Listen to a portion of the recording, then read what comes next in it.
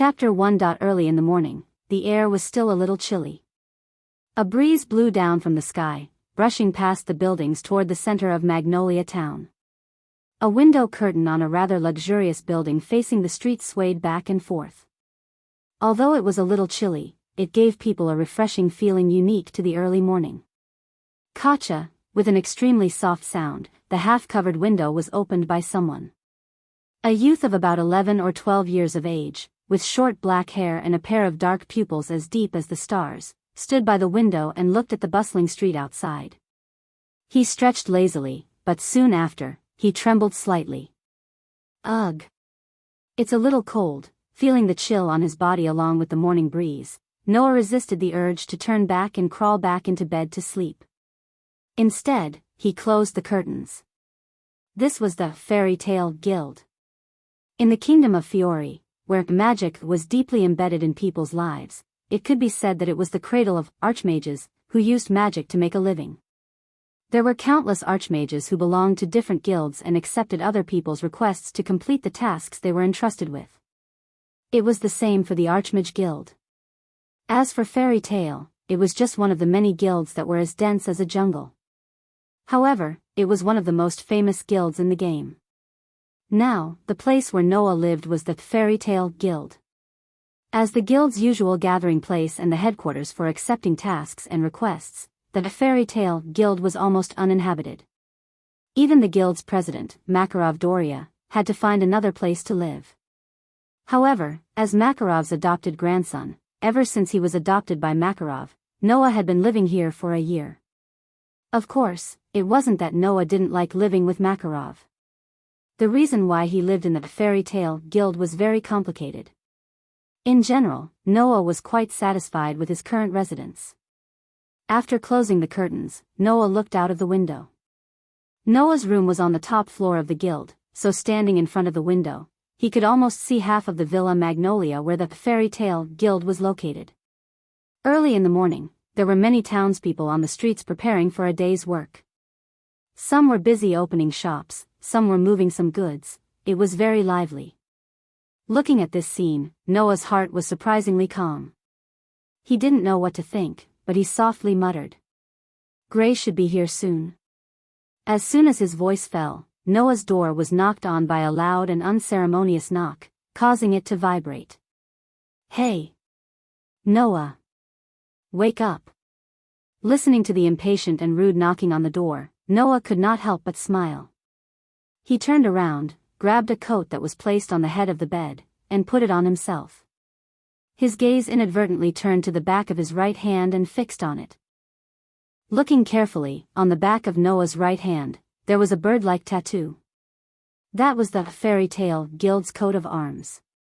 If one had the guild's coat of arms, it meant that one was a magic shooter of the guild.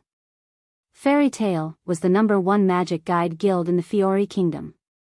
As a member of this guild, no one would feel dishonored.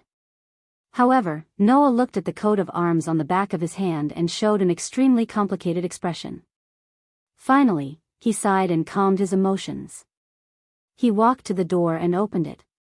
What entered Noah's eyes was a young man about the same age as him. He had the same short black hair, but it wasn't as refined and smooth as Noah's. Instead, it was a little rebellious and stuck up. He was only wearing a pair of shorts, and other than that, the young boy stood outside the door with an impatient expression. "If you don't open the door, I really want to kick it down." Hearing this, Noah's face didn't darken because of the other party's extremely unpleasant words. Instead, he smiled helplessly. Gray Falpasta, this was the name of the young boy in front of him. Although he was about the same age as Noah, he had joined Fairy Tale 2 years earlier than Noah and could be considered Noah's senior. Although he was a senior, at his age, he naturally couldn't be a mature magic shooter. Currently, he was still in the state of practicing magic and was working hard to become a mature magic shooter. Therefore, he could be considered the same as Noah. Although he had joined Fairy Tale, he hadn't reached the stage where he could accept a commission and go out to work. It was also because of this that Noah and Gray often interacted. His relationship with Noah could be considered the best in the entire Fairy Tale. This could be seen from the other party's impatient expression, but he still went to Noah's room to call for him every day. So energetic early in the morning, Gray, Noah said with slight annoyance. Gray, on the other hand, walked into his room without a care in the world. You're too lazy. I had already practiced for an hour before coming to the guild. You haven't even learned magic, yet you're only up now. In response to Gray's harsh words, Noah didn't deny this fact. Instead, he shrugged his shoulders indifferently. After all, Gray wasn't wrong. As someone who couldn't accept a commission and go out to work, Gray couldn't be considered a mature magic shooter. Although he wasn't mature yet, he could already use magic. Even if the degree of his use of magic was still very immature, he could use magic and join the guild. Therefore, he could be called a magic shooter. As for the similarly immature Noah, who was the same age as Gray, he still couldn't use magic. He didn't even have the qualifications to be called a magic shooter. This was also the reason why Noah looked at his guild's coat of arms with a complicated expression. Only magic shooters could join the Magic Guide Guild. This was common knowledge among common sense. But Noah joined Fairy Tale when he couldn't use magic, and even imprinted the guild's coat of arms that belonged to Fairy Tale. Even if the people in Fairy Tale weren't the kind of people who would gossip about others, Noah himself was somewhat concerned. I've always been very puzzled. Gray, who had walked into Noah's room, turned around and looked at him. Undoubtedly, the old man said that your magic is so strong that even he was surprised. Why can't you use magic? If I remember correctly, this is already the 11th time you've asked this question, right? Noah sighed slightly. Grandfather said that the magic in my body is too strong. If I can't control it freely and use magic carelessly, it will only bring about unimaginable disasters. So, before I can control the magic in my body freely, I'm temporarily forbidden from learning magic. Didn't I already tell you this? But are you really that strong? Gray sized up Noah with a face full of suspicion. I can't see it at all. Is that so? Noah rolled his eyes. Then do you want to ask Grandfather yourself? Gray immediately shut up. Although he said so, and his heart was full of doubts, Gray still believed in Makarov's judgment. Since Makarov said so, then it must be so. There must be no mistake. All right, let's not talk about it anymore. Let's go down. It should be lively downstairs. Noah smiled and nodded, and walked downstairs with Gray.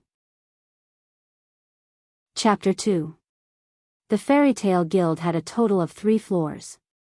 The first floor was where the members of the guild usually gathered, accepted the missions posted on the commission board, went out to work, participated in various guild activities, and chatted.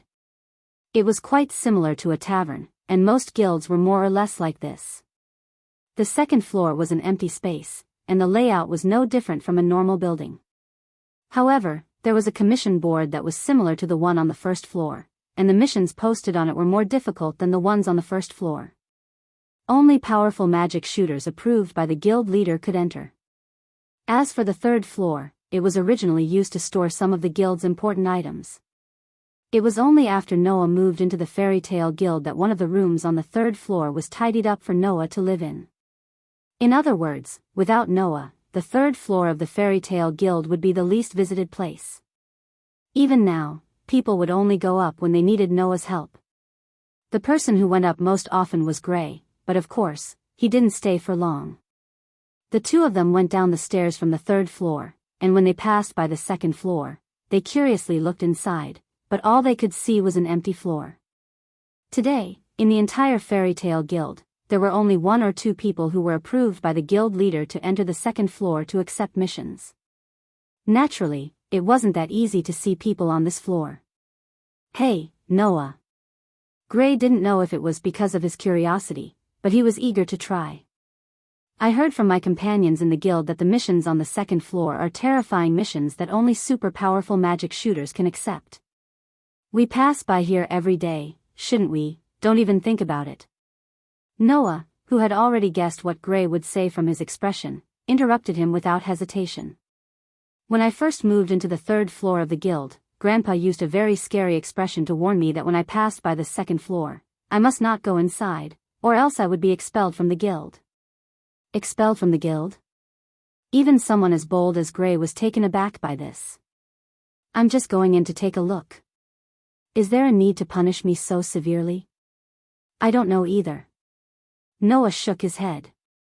But Grandpa usually dotes on me a lot, and he's never been so fierce to me. Other than warning me that I can't learn magic before I can freely control my own magic, that's the only time he did that. So, it's better if we don't go in. Tisk. Gray pursed his lips, but the eagerness on his face had completely disappeared. Even if I can't go in now, sooner or later, I will. As long as you can get grandfather's approval, you can enter the second floor. Noah nodded heavily. Sooner or later, I'll go in as well. An immature magic shooter who was still in the state of practicing magic and an inexperienced magic shooter who didn't even know a single spell made a promise to each other at this time that even outstanding magic shooters wouldn't dare to make easily. Should it be said that the newborn calf was not afraid of the tiger? Or was it just a brat's nonsense? The two people involved had a determined expression on their faces. They smiled at each other and no longer paid attention to the second floor. They chatted intermittently as they walked towards the first floor. Hua! When Noah and Gray arrived at the first floor, a loud noise immediately entered their ears. At this time, the sun had just risen, but there were already a lot of magic shooters who had come to the guild, Fairy Tale. Some of them were sitting in front of wooden tables, drinking and bragging, while others were walking towards the commission board, ready to accept missions and go out to work. As the grandson of the guild leader of Fairy Tale and having lived in the guild for a year, the people in the guild were already very familiar with Noah. Once they saw Noah coming down from upstairs, they all greeted him. Yo! Noah! You're finally up? You're a bit later than usual today. Don't tell me you wet the bed? Ha ha ha. Facing the teasing of his companions in the guild, Noah had a helpless expression on his face, but he also started to respond. He liked this lively atmosphere that gave him a sense of closeness. Otherwise, he wouldn't have chosen to live in the guild. However, Noah could calmly respond to the people in the guild, but that didn't mean that Gray could do the same. Hey! You guys! Don't you see me? Gray jumped out and pointed at everyone in the guild with blue veins on his forehead. Undoubtedly, I'm here too. Why do you only greet Noah every time? Hearing this, the guild members burst into laughter. Before that, Gray, go put on some clothes first. Oh. Gray just realized that he was only wearing a pair of shorts. Seeing this, Noah couldn't help but laugh out loud. Although they were playmates of the same age, and as a child who was only 11 or 12 years old, being able to use magic at this age was already very impressive. However, Gray had a hobby that made others unable to restrain their laughter exhibitionism. Therefore, Gray would often unknowingly run around naked. This was also the reason why Noah was so indifferent when he saw Gray dressed like this. Just as everyone in the guild was messing around with Gray, Noah's gaze couldn't help but turn towards a wooden table in the corner of the guild. There was a young girl who was about the same age as Noah and Gray. She was a little girl who didn't fit in with the lively atmosphere in the guild. The young girl had a head of bright red hair. Although her small face was very young, it was very delicate and very cute. However, it was this very cute young girl who not only wore an ice-cold armor that didn't match her appearance, but also had a medical eye patch over one of her eyes. She sat there alone and didn't speak to anyone, as if she was deliberately isolating herself from the people around her as she ate silently. The young girl's name was Alusha Shukalito. Noah didn't know much about this young girl named Alusha. He only knew that she joined Fairy's Tale after he joined. However, after joining Fairy's Tale, Alusha had always maintained this state. She didn't speak to anyone and didn't interact with anyone at all. Other than the few times she talked to the guild leader, Makarov, she didn't interact with anyone else. This was a young girl with a story. This was Noah's first impression of Alusha, and his only impression of her so far. Looking at the young girl sitting there silently eating, she didn't seem to be the lively scene of the guild at all.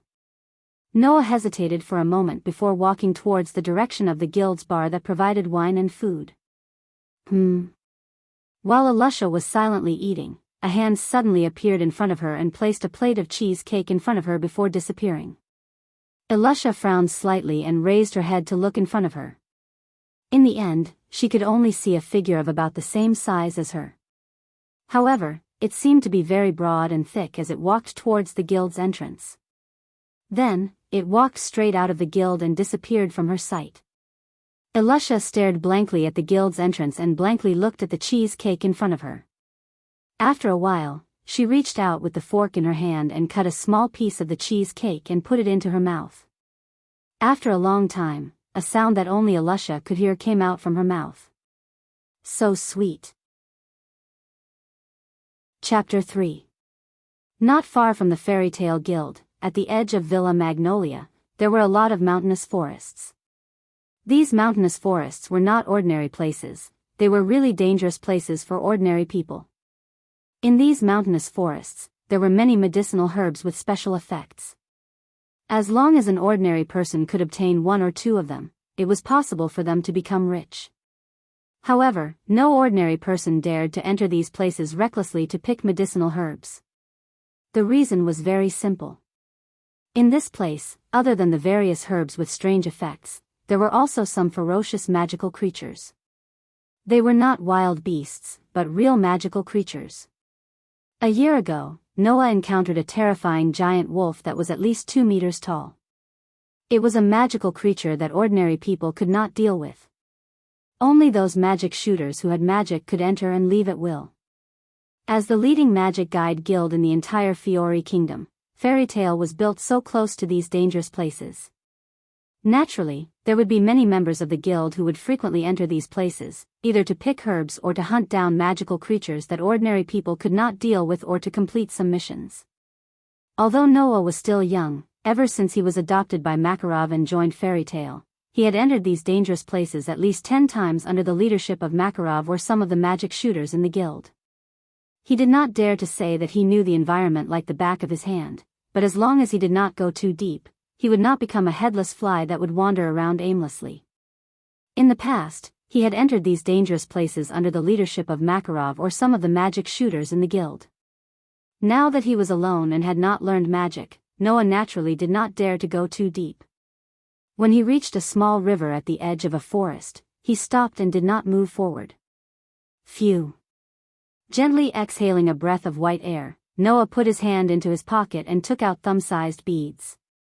If one looked carefully, they would discover that these thumb-sized beads had a layer of fluorescence that was hard to detect with the naked eye. After taking out a large number of beads from his pocket, Noah did not hesitate and threw all the beads in his hand into the sky. Swish swish. A moment later, a large number of beads that covered Noah's vision fell from the sky like a torrential rain. Looking at the beads that poured down like a torrential rain, Noah reflexively took a step back. Then, with a move of his mind, an extremely vigorous energy turned into a substantial light and burst out from Noah's small body like a storm. Whang! A vigorous energy rippled out like a storm and swept towards the pearls that were falling from the sky. It was like a gentle palm that gently lifted the pearls that were falling from the sky. However, when the first bead, which was only the size of a thumb, was lifted, Noah felt a slight burden. It was as if a sandbag was suddenly pressed on his shoulder, causing his heart to tremble. However, Noah had already experienced this kind of burden countless times in the 1 year that he had joined Fairy's Tale. Naturally, he would not panic because of this. Instead, he calmed down a lot. The mana in his body surged out continuously, bringing about a low vibration sound.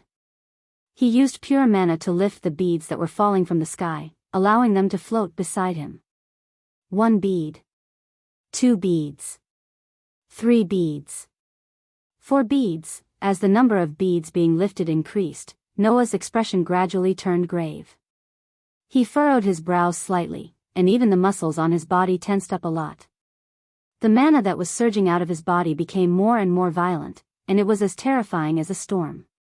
If there was a magic shooter here and felt the mana that was surging out of Noah's body, he would definitely be shocked. Because the mana that was surging out of Noah's body was already more than a dozen times stronger than that of an ordinary magic shooter. This level of mana, even if placed in the Fairy's Tale, which was full of outstanding magic shooters, it could be ranked in the top 3. And under such circumstances, Noah was still constantly releasing his mana, making it stronger and stronger. Seeing that Noah was only a little heavy, but his face was not red, and he was not panting, it was obvious that this level of mana was not even 1/10 of Noah's limit. Using this level of mana, let alone lifting up some thumb-sized beads, it was more than enough to lift up a huge rock that was as tall as a person. However, when Noah used his own mana to lift up the 111th bead, that bead only paused in the air for a moment, and then it penetrated the mana that was holding it up without slowing down and fell to the ground. The fall of this bead seemed to have caused a chain reaction, causing more and more beads to penetrate the mana that was holding it up. Some of the beads were directly bounced off the moment they came into contact with the mana, scattering in all directions. Dong dong dong dong. Suddenly, the beads fell to the ground one after another, making a sound that only stopped after a long time. Phew. Exhaling once again, Noah looked at the beads floating around him. After counting them, his brows immediately relaxed, and he excitedly clenched his fist. 133 beads. 25 more beads than yesterday. My control of mana is getting better and better. Yes, everything Noah did was just to train his control of mana. These thumb-sized beads were not ordinary beads, but some magic tools that were extremely sensitive to the strength of mana. Each bead here had a different degree of repulsion to mana. If the same degree of mana was applied to these beads, the beads would be able to float in the air. If the applied mana was greater than the repulsion of the beads would be bounced off. Conversely, if the applied mana was less than the repulsion of the repulsion of the beads would directly disperse the mana, and the beads would fall. In other words, if Noah wanted to make the beads that he sprinkled into the sky float, not only did he have to determine the repulsive force of each bead when his mana came into contact with the beads, but he also had to make the strength of the mana released on the beads equal to the repulsive force of the beads in this short moment. Only then could the beads float. Relying on this training method, Noah's control of mana had improved to a shocking degree in a whole year. Such control of mana was superb for controlling mana that was more than 10 times stronger than the average magic shooter. But when it came to controlling the mana in Noah's body that even Makarov was shocked by, it was only at a level that was just right. At least, Noah's control of his own mana had reached a passing level not long ago, so that the mana in his body would not go out of control and go berserk. It must be known that in this year, Noah had many experiences of being too emotional and causing the mana in his body to go berserk, almost destroying the entire fairy tale guild. Or rather, if not for Makarov, the fairy tale guild would have to be rebuilt many times. At the thought of this, Noah's excitement of having taken a big step forward in his control of magic power also decreased a lot. He picked up the beads on the ground, and continued to train his control of magic power. Noah was looking forward to it. He was looking forward to the day when he could freely control his own mana. When that happened, Noah could start to come into contact with magic, and walk towards the path of becoming a magic shooter. But Noah did not notice that not far away, a short old man had been watching him while he was tirelessly training his control of mana. Chapter 4. The next morning, dong dong dong dong. Noah, who was still asleep, was suddenly awakened by a series of loud knocks on his door. Before he could react, he heard Gray's voice. "Hey! Noah! Are you awake?" Noah couldn't help but frown as he looked at the door that was constantly shaking from the knocks. Gray wasn't the kind of person who would consider not disturbing someone's sleep. Usually, he would knock on the door rudely when he came to wake Noah up. However, Noah felt that today, Gray not only knocked harder, but his tone also sounded anxious. Could it be that something had happened? Just as this question appeared in Noah's mind, Gray's voice outside the door gave him the answer. "You bastard. Now is not the time to sleep. It's very lively downstairs. Hurry up and get up." Noah, who hurried downstairs with Gray, had just arrived on the first floor when he realized that the situation in the guild was different from usual. It was still lively, but the members of the guild had gathered around the mission board where the mission list was posted. The front of the mission board was so crowded that not even a drop of water could trickle through. Is it this mission again? The client must have worked hard. Undoubtedly, this mission is very unpopular. That's not the case. Look, after the mission is completed, the reward will be much higher than before, right? That's true. In addition to these discussions, at the bar of the guild, there was an old man who was as short as a child and had a walking stick in his hand. He was dressed like a clown, and he looked very old. He was sitting cross-legged at the bar, casually drinking his wine. He was in stark contrast to the members of the guild. However, looking at the short old man sitting cross-legged at the bar, Noah revealed a look of joy. Grandfather. This person was none other than the guild leader of Fairy Tale, Makarov Dole. Makarov paused for a moment and turned his gaze to the staircase. He saw Noah standing there with a peaceful expression on his face. He smiled so widely that his eyes narrowed.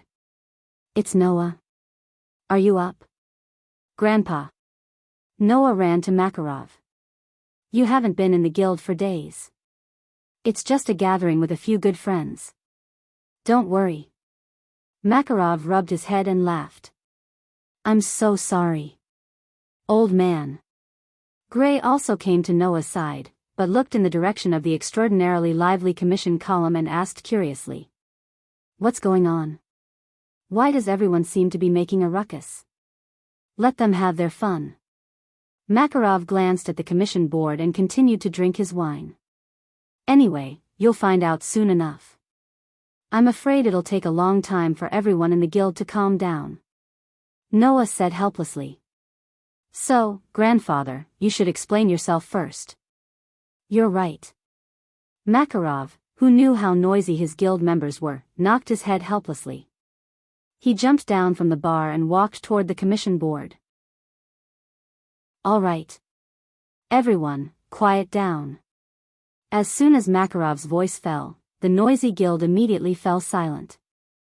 The guild members in front of the commission board consciously moved aside and made a path for Makarov to pass. When he reached the commission board, Makarov turned around and faced everyone in the guild. He raised the cane in his hand and pointed at an unusually eye-catching commission notice in the middle of the commission board. Noah, who had good eyesight, clearly saw the words on the commission notice and read it out loud. Ritual Lake? Just as he read it out loud, Noah saw Gray show a look of realization and immediately asked.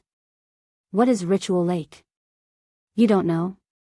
Gray was startled at first, then nodded. That's right, you've only been in Fairy's Tale for a year. What's wrong? Noah asked curiously. Could it be that everyone is so noisy because of this Ritual Lake? Ritual Lake is a very famous wishing lake. Seeing that Noah really didn't know, Gray explained. According to legend, if you make a wish in this Ritual Lake, under the witness of the Ritual Lake, the lake spirit will fulfill the wish of the person who made the wish and make the person's dream come true. Dream come true? Noah suddenly lost most of his interest. Just from the sound of it, you know it's impossible, right? Well, in fact, it's not just you. A lot of people only treat it as a rumor and have never heard of anyone who made a wish there and the lake spirit appeared to fulfill the person's wish. Gray spread his hands. But, there was one person who made a wish at the Ritual Lake and it came true. After saying that, Gray looked at Noah. You know about the Senate, right? Hearing this, Noah raised his eyebrows. The so-called Senate was an organization in the Fiori Kingdom that was responsible for maintaining the order of the magic world. This organization was formed by a chairman and 8 members of the Senate. The main job was to monitor the actions of the Magic Guide Guild, punish the guilds that violated the Senate's rules, and hunt down the dark guilds that threatened the magic world. In the Fiori Kingdom, only guilds that were recognized by the Senate could be considered as official guilds, and the Magic Guide Guild that was recognized by the Senate had to abide by the rules set by the Senate. Otherwise, it would be forcefully disbanded. It was equivalent to the supervisor of all the official guilds in the Fiori Kingdom. I heard that the first chairman of the Senate made a wish at the Ritual Lake to establish the Senate. Gray said as he pursed his lips. Although it's all thanks to the chairman's outstanding means that he was able to establish the council, ever since the chairman made a wish to establish the council at the Ritual Lake and successfully established the council, the ritual lake has become the sacred ground of the council. Coincidentally, the ritual lake is a very special lake. Once a large amount of mana is injected into it, the lake will start to glow. Gray looked at Noah, who seemed to be deep in thought. Therefore, unknowingly, there was a rumor in the Senate that if the ritual lake was not allowed to glow, the original wish to establish the Senate would fail and the Senate would be disbanded. Therefore, every year, the Senate would send out a commission to a famous guild to inject mana into the ritual lake. So, that's the commission sent out by the Senate? Noah looked at the commission in the middle of the commission board and asked doubtfully. But why does everyone look like they don't like this commission? Because in order to make the ritual lake glow, an unusually large amount of mana needs to be injected. At least dozens of magic shooters are required to complete the task.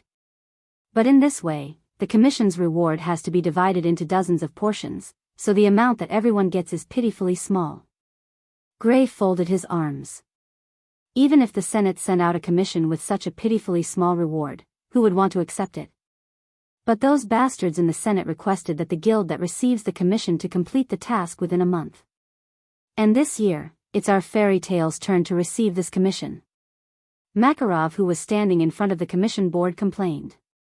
Although I really want to reject it, those fellows will definitely use this opportunity to trip me up. So, it's better to quickly finish this mission. Hearing Makarov's words, the guild members looked at each other in dismay. Finish the mission, the reward is so low, who would want to do it? That's right, facing the whispers of the guild members, Makarov was not surprised. He tapped the crutch in his hand and said, "You don't have to worry about this, I've already decided." Saying this, Makarov raised his head and looked straight at Noah, who was standing in front of the bar counter. "Noah, you'll be the one to complete this mission." Chapter 5. Noah, you'll be the one to complete this mission. When this sentence reverberated throughout the entire fairy tale guild, there was a sudden silence. Everyone's gazes were focused on Noah. Their eyes and faces were filled with astonishment. Not to mention the magic shooters in the guild, even Noah himself was stunned for a moment, and he exclaimed in shock. "Me? Grandpa, are you kidding me?" Even Gray almost jumped up from his seat. Noah doesn't even know how to use a single spell. How can Noah complete a mission that requires dozens of magic shooters? Since I've said it, then it can't be a joke. Makarov met Noah's astonished gaze and closed his eyes. The main problem with this mission is that the amount of mana needed to inject into the ritual lake is too large. That's why it requires many magic shooters to form a large team every time to complete it. Apart from the mana factor, the mission itself isn't difficult at all, let alone dangerous. Noah. Makarov opened his eyes abruptly and looked at Noah with a serious expression. Although you haven't started learning magic and don't know how to use it, your mana is abnormally large. Even though you're still young, the mana in your body is enough to rival dozens or even hundreds of outstanding magic shooters. You're the most suitable person to complete this mission. Hearing Makarov's explanation, while the members of the guild were shocked that Makarov had overestimated Noah's mana, they also understood why Makarov had made such a decision. Indeed, the most difficult part of this mission was that the target's mana was too large. If this was solved, the mission itself wouldn't be that difficult. Now that Noah could solve the biggest problem of mana alone, this mission didn't require dozens of magic shooters to be dispatched at the same time. Naturally, the reward didn't need to be divided so much. Thus, this mission that was originally the most unpopular suddenly became the most popular. After all, the reward for this mission was 3 million J. 3 million J would be pitifully little if it was divided into dozens of portions. But if it didn't need to be divided, then the reward was so high that people couldn't help but be moved. In addition, the mission itself wasn't difficult or dangerous, and the reward was high. How could this mission not become the most popular? At that moment, the guild members spoke up one after another. Congratulations to you, Noah. You can get such a high reward for the first job in your life. How enviable. Back then, the reward for my first mission was only 70,000 J. It's so small that I want to cry when I think about it. So what? I was only 50,000 J at that time. Wait. Everyone, wait for me. Gray couldn't bear it any longer and yelled out loudly, jumping up and down in a fit of rage. Even so, it's a fact that Noah doesn't know how to use magic. Any wild beast can bite him to death. It doesn't seem dangerous to you, but it's a huge danger to Noah, isn't it? This. The guild members were all speechless. Grandpa. Noah hesitated for a while before shaking his head. Although I want to officially start accepting missions, Gray is right. Even if my magic power isn't weak, I still can't use magic. If I go on a mission, it's not impossible for me to fail. So, let's just forget about it, don't worry. How can I watch my grandson go out to work alone at such a young age? Makarov suddenly smiled. For this mission, Laxas will go with you. The guild members were in an uproar. Laxas? He's going with us? If he goes, there shouldn't be a problem, right? What a pity. I wanted to go with Noah. While the guild members were clamoring, Noah and Gray were silent. Laxas Doria, the grandson of Fairy Tales Guild leader, Makarov, and Noah's elder brother in name, was an outstanding magic shooter who could take charge of an area on his own at the age of 15. Although he was only 15 years old, Laxas's strength as a magic shooter could be ranked among the top in Fairy Tale. He was even stronger than many of the older guild members. He was quite outstanding, and he had already gone on many difficult missions alone. With such an outstanding magic shooter on a mission, Laxas's strength was enough to deal with any accidents that might happen. However, Noah's expression was somewhat complicated. Only Noah knew that Laxas's relationship with Makarov was very strained due to certain matters, and their relationship was not good. It was precisely because of this that Noah stayed in Fairy Tale instead of Makarov's home. In order to persuade Laxas to go with him, Grandpa must have put in a lot of effort, right? Thinking of this, Noah, who was originally hesitant and worried that his ability was not enough for the mission, took a deep breath and nodded heavily. Grandpa, I will definitely complete this mission. As if hearing the emotions contained in Noah's words, the surrounding people all quieted down. Makarov, on the other hand, gave a gratified smile and changed the topic. In addition, besides Laxas, Noah, you have to bring along another person. After saying this, Makarov directly turned his head and looked in the direction of a wooden table in the corner of the guild. Ilusha, you come along too. Once this sentence was said, everyone present fell silent, and the surrounding atmosphere began to become oppressive. Ilusha, who was sitting at the wooden table in the corner of the guild, did not seem to be aware of this oppressive atmosphere. She stood up, nodded, and directly walked out of the guild. Seeing this scene, the members of the guild were still speechless. Only Gray muttered softly, "That's not right." "What, we're all companions, is there a need to be so cold?" This sentence also expressed the thoughts of everyone in the guild. Makarov kept looking at Ilusha until Ilusha's back disappeared in the direction of the main door. Only then did he speak softly to Noah beside him. "If it's possible, I hope you can save that child, she's also quite pitiful." Noah turned his head and similarly looked in the direction of the main door. He did not nod, nor did he shake his head, his face was calm. As for what Noah thought in his heart, he himself knew, and Makarov seemed to know as well. A comical smile hung on his face as he continued to drink his wine. After returning to his room, Noah only packed some clothes and some expenses for the journey, carried a small bag, and walked out of the main door amidst Gray's complaints of, "Why can't I, who can use magic, go on a mission," and the guild members' cheers. There, Ilusha, who did not carry anything on her body and only wore a cold armor, quietly waited for Noah's arrival without saying a word. Noah also did not pay attention to Ilusha. This was because his gaze had long been snatched away by a figure leaning against the wall of a building not far away. It was a young man of about 15 or 16 years old with short blonde hair and a very modern magical instrument by his ear that could play music. The young man hugged his arms and leaned against the wall with his eyes closed as if he was listening to music. It was only when Noah arrived that he seemed to have noticed and opened his eyes, his sharp gaze landing directly on Noah. Facing the sharp gaze of the other party, Noah did not even pause in his footsteps, and his expression did not change in the slightest as he directly walked over. When he was less than 2 meters away from the other party, he stopped and raised his head, meeting the sharp gaze of the other party. The two of them looked at each other in silence. At the side, Elisha also stood there without saying a word, causing the atmosphere to become heavy. Chapter 6.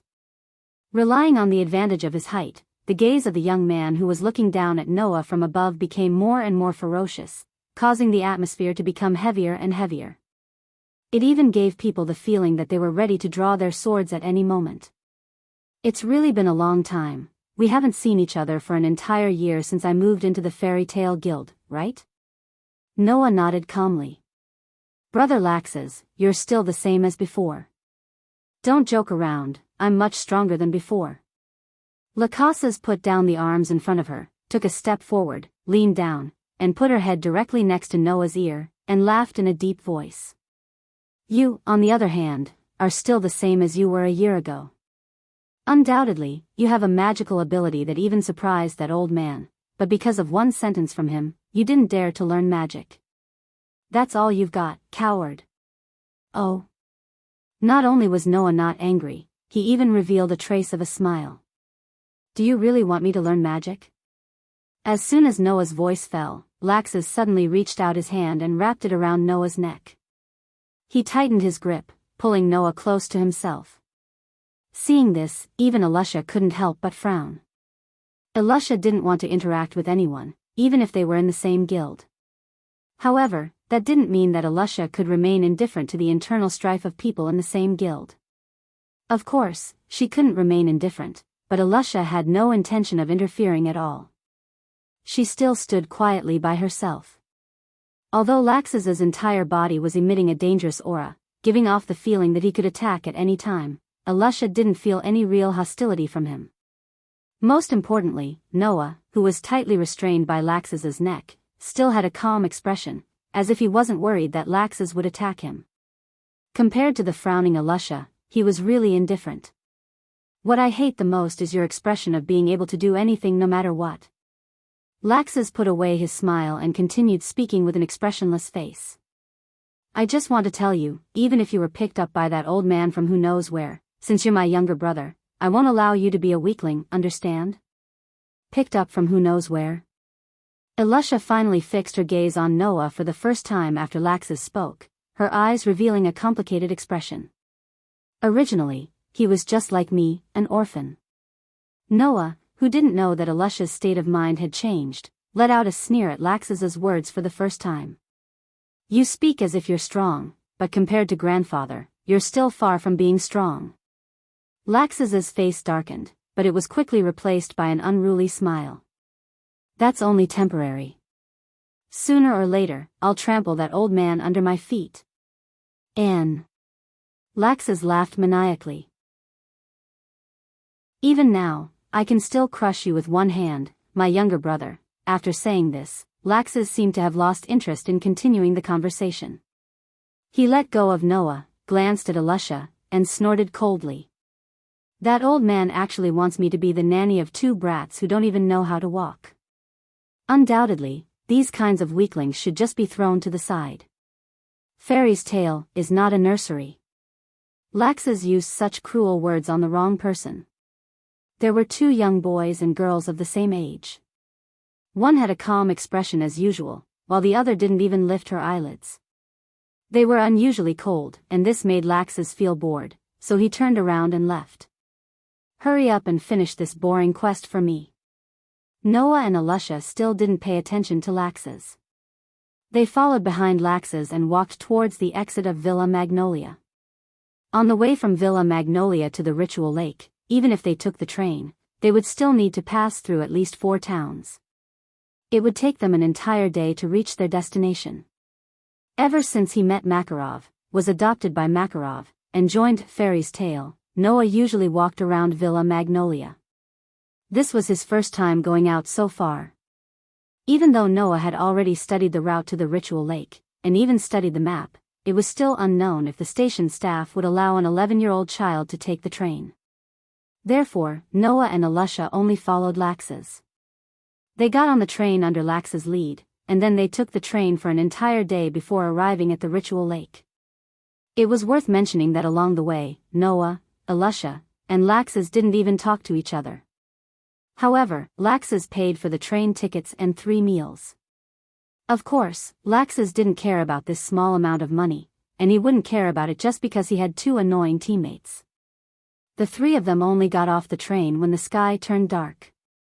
Sorry, as soon as they got off the train, a middle-aged man wearing a formal suit walked out from the crowd. He glanced at the Fairy's Tale guild emblem on the back of Noah's right hand and Elisha's armor. He then asked in a tone that was neither servile nor overbearing. I'm the person sent by the council to be in charge of the mission to inject mana into the ritual lake. The 3 of you must be the magic shooters from Fairy's Tale, right? Council? Laxus sized up the middle-aged man for a second before looking away. Then, lead the way. Hearing this, the middle-aged man furrowed his brows. Don't we need to wait for the others from the other guilds? Others? Laxus understood the middle-aged man's meaning and grinned. There's no one else, just the 3 of us. 3 people? The middle-aged man showed a stunned expression. Although the middle-aged man wasn't a magic shooter, since the council sent him to be in charge of the mission to inject mana into the ritual lake, it was impossible that he didn't know anything about the ritual lake. Of course, the middle-aged man also knew that every year, the guilds that came to carry out the mission had to send at least 10 magic shooters to form a large team to inject mana into the ritual lake. Only then could the ritual lake be activated and glow. But now, the other party said that only the 3 of them came? The middle-aged man's first reaction was disbelief, but then he remembered the rumors about Fairy's Tale. Although Fairy's Tale was the strongest magic guide guild in the Fiori Kingdom, the council didn't like them. The reason was simple. The guild master of Fairy's Tale, Makarov, advocated for the members of the guild to follow the path in their hearts and walk the path of magic that belonged to them. For this reason, he publicly announced to the guild members that even if it was the council's words, they didn't need to pay attention to it. Such actions, in the eyes of Fairy's Tale, were free and casual, but in the eyes of the council, it was indulgence. Naturally, they didn't like such a guild. Could it be that the other party didn't care about the council's mission this time? The middle-aged man's brows furrowed even tighter. The 3 of you, I think it would be better to ask your guild master to send more people, huh? Laxus laughed, and his laughter was unusually arrogant. Could it be that there's a requirement for more people to come this time? There's no such thing. Since there's no such thing, then don't talk so much nonsense. It's fine as long as we can complete the mission. Laxus said impatiently. Since you're here to lead the way, then lead the way obediently. The middle-aged man was speechless and could only lead the way out of the station. Chapter 7. The night was getting darker. Since the night had already fallen when they arrived at their destination, Noah and the others decided to rest for the night after discussing with the middle-aged man from the council. They would carry out the mission tomorrow by injecting mana into the ritual lake and activating it. Laxus didn't say anything about this. He left Noah and Elisha behind and returned to the hotel arranged by the middle-aged man from the council to rest. Elisha also left without saying a word. No one knew where she went. There was only one such team that was incompatible in all aspects. However, Noah had more or less expected this situation and didn't mind it. After placing his luggage in the hotel room, he brought along a large number of magic control pearls and walked out of the hotel. This was a city that was unfamiliar to Noah. If it were another 11-year-old child, he or she wouldn't dare to wander around. Noah was the same. To avoid any accidents, even if he wanted to train his mana control, he didn't stray too far from the hotel.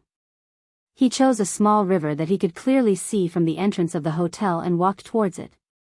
However, to Noah's surprise, the riverbank of the small river had already been reached by another person. Ha! He saw a young girl wearing a simple dress and an ice-cold armor. She wore a medical eye patch over one of her eyes. She had red hair that could be clearly seen in the night. She was standing by the riverbank alone. She was holding a knight's sword that had a short blade that matched her figure. She was waving it with a stern expression on her face. Elisha? Looking at the red-haired girl who was wielding her knight's sword, Noah was startled at first. Then, he remained silent and walked towards the bank of the river, a distance away from Elisha. Elisha, who was wielding her knight's sword, naturally saw Noah's arrival. She stared blankly at him as he walked towards the bank of the river, grabbed a handful of beads, and scattered them into the sky. Before Elisha could react, an extremely powerful manna suddenly emerged from Noah's body. Like a rolling airflow, it carried specks of fluorescent light and swayed towards the beads that were scattered into the sky. In the next moment, many beads were covered by the manna and floated around Noah. However, some of them fell to the ground and some were bounced away. Elisha didn't know what Noah was doing. However, she clearly felt the manna that emerged from Noah's body that was countless times stronger than hers. Instantly, her heart was filled with shock and astonishment. At this moment, Elisha recalled the comments that Makarov and Laxas made about Noah in the morning. He doesn't know magic, but possesses a manna so powerful that even the chairman is shocked. Elisha frowned slightly.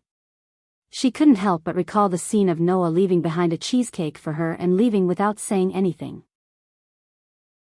Elisha subconsciously put away the knight's sword that she had wielded countless times and walked towards Noah involuntarily. Noah, who was still persevering in training his mana control, heard such an awe-inspiring voice from behind him at a certain moment. With such powerful mana, why don't you learn magic? The manna that emerged from Noah's body paused for a moment before slowly retreating back into Noah's body. The orbs floating around Noah all fell to the ground with a series of clattering sounds. Noah turned his head and looked at Elisha, who was standing behind him. She held a knight's sword in her hand and stared at him with only one exposed eye. However, there wasn't a trace of emotion in her eyes. He shook his head and responded to Elisha's question. It's because of my powerful mana that Grandpa doesn't allow me to learn magic. The chairman doesn't allow it? Elisha was surprised. Why? I haven't been able to completely control my mana. Noah said in a low voice. Grandpa said that if I use such unstable mana to use magic, once the mana goes berserk, the magic will go berserk as well. When that happens, I will bring disaster to the people around me. After hearing Noah's explanation, Elisha also understood Makarov's intentions. Indeed, with such powerful mana, once Noah learned how to use magic, his strength would definitely not be comparable to an ordinary magic shooter. In that case, once Noah's magic went berserk, it would indeed bring about unimaginable disaster. Elisha, who had such thoughts, did not know that even if he had not learned how to use magic, Noah's mana was strong enough to bring about disaster with just pure mana alone. However, with Makarov's strength, it was more than enough to deal with Noah, who had not learned magic and went berserk. But once Noah learned magic and went berserk, even Makarov did not have the confidence to suppress him. Therefore, Makarov solemnly requested Noah to train until Noah could control his mana well before learning magic. This caused Noah to walk the path of training his mana control for a year. And this year's training only allowed Noah to barely reach a passing level in terms of controlling his mana. One could imagine how powerful the mana in Noah's body was. But Elisha frowned slightly. Your brother seems to disagree with your decision to not learn magic, right? His situation is a bit special. Noah laughed bitterly. Because of some things, he is almost blindly pursuing power now. So, in his opinion, my action of giving up power that can be easily obtained must be quite an eyesore, right? Then what about you? Elisha looked closely at Noah. Don't you want to obtain great power? Me? Noah met Elisha's gaze and suddenly smiled. If this power is used to hurt people, I'd rather not have it. Elisha's heart trembled slightly, and her originally emotionless eyes began to fluctuate. Grandpa said that the power of magic is the power of the heart and also the power of the soul. A person's magic can see the essence of the person's heart and soul. Noah said word by word. So, he hopes that I can use this power to protect the people around me, and he also hopes that I can work hard in this direction." With that, Noah reached out his hand and caressed Alusha's cold cheek under her gaze. He also caressed the delicate little face in front of him, the eye of Alusha that was covered by the medical eye mask. "It's the same for you, even if one of your eyes is covered, don't let your heart be covered. Even if you only have one eye left, please use it to see clearly, the people around you." The gentle words and the warm palm on her cheek made Alusha's completely frozen heart tremble heavily. When she came back to her senses, the person in front of her had already disappeared, and the warmth on her cheek had also disappeared. However, on the ground in front of Alusha, a strawberry cake was placed there. The sweet aroma drilled into the tip of Alusha's nose, causing Alusha to be stunned for a long time without any reaction. The night was still getting darker. The next day, Noah woke up early and changed his clothes. After putting on a jacket, he opened the door of the room, walked out of the hotel room, and walked to the first floor. The first floor of the hotel was similar to an ordinary bar. It was filled with wooden tables. Almost every table had wine on it. Many people had woken up early in the morning. Some of them had even stayed up all night. It was bustling with noise and excitement as they drank. It was very lively. At one of the wooden tables, Laxus sat there, but his feet were directly placed on the table in front of him. He was wearing a magical instrument that played music by his ear. When he saw Noah coming down from upstairs, he pursed his lips and stood up. As he walked, he said the exact same words as when he set off yesterday. "Hurry up and end this boring mission for me." Coincidentally, Alusha also came down from upstairs.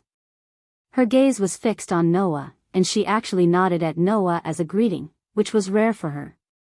Noah smiled and walked out of the hotel. Chapter 8. Noah, Alusha, and Laxus only knew that the ritual lake was in this city, but they did not know its exact location.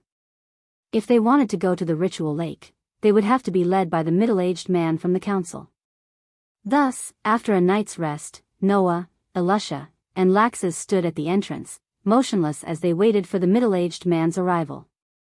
They had agreed yesterday that they would meet at the entrance of the hotel at this time today, and then they would go to the ritual lake together. Now, there was not much time left before the meeting, and the middle-aged man should be arriving soon. However, when the middle-aged man appeared in front of Noah, Alusha, and Laxus, the three of them were stunned. The reason was simple. The middle-aged man did not come alone. Behind the middle-aged man, there was a group of at least 30 people of different genders, different ages, different heights, and different clothes. However, they all looked unfriendly as they followed behind the middle-aged man, and appeared in front of the three of them. On these people's bodies, there were guild emblems of different colors and shapes exposed in the air.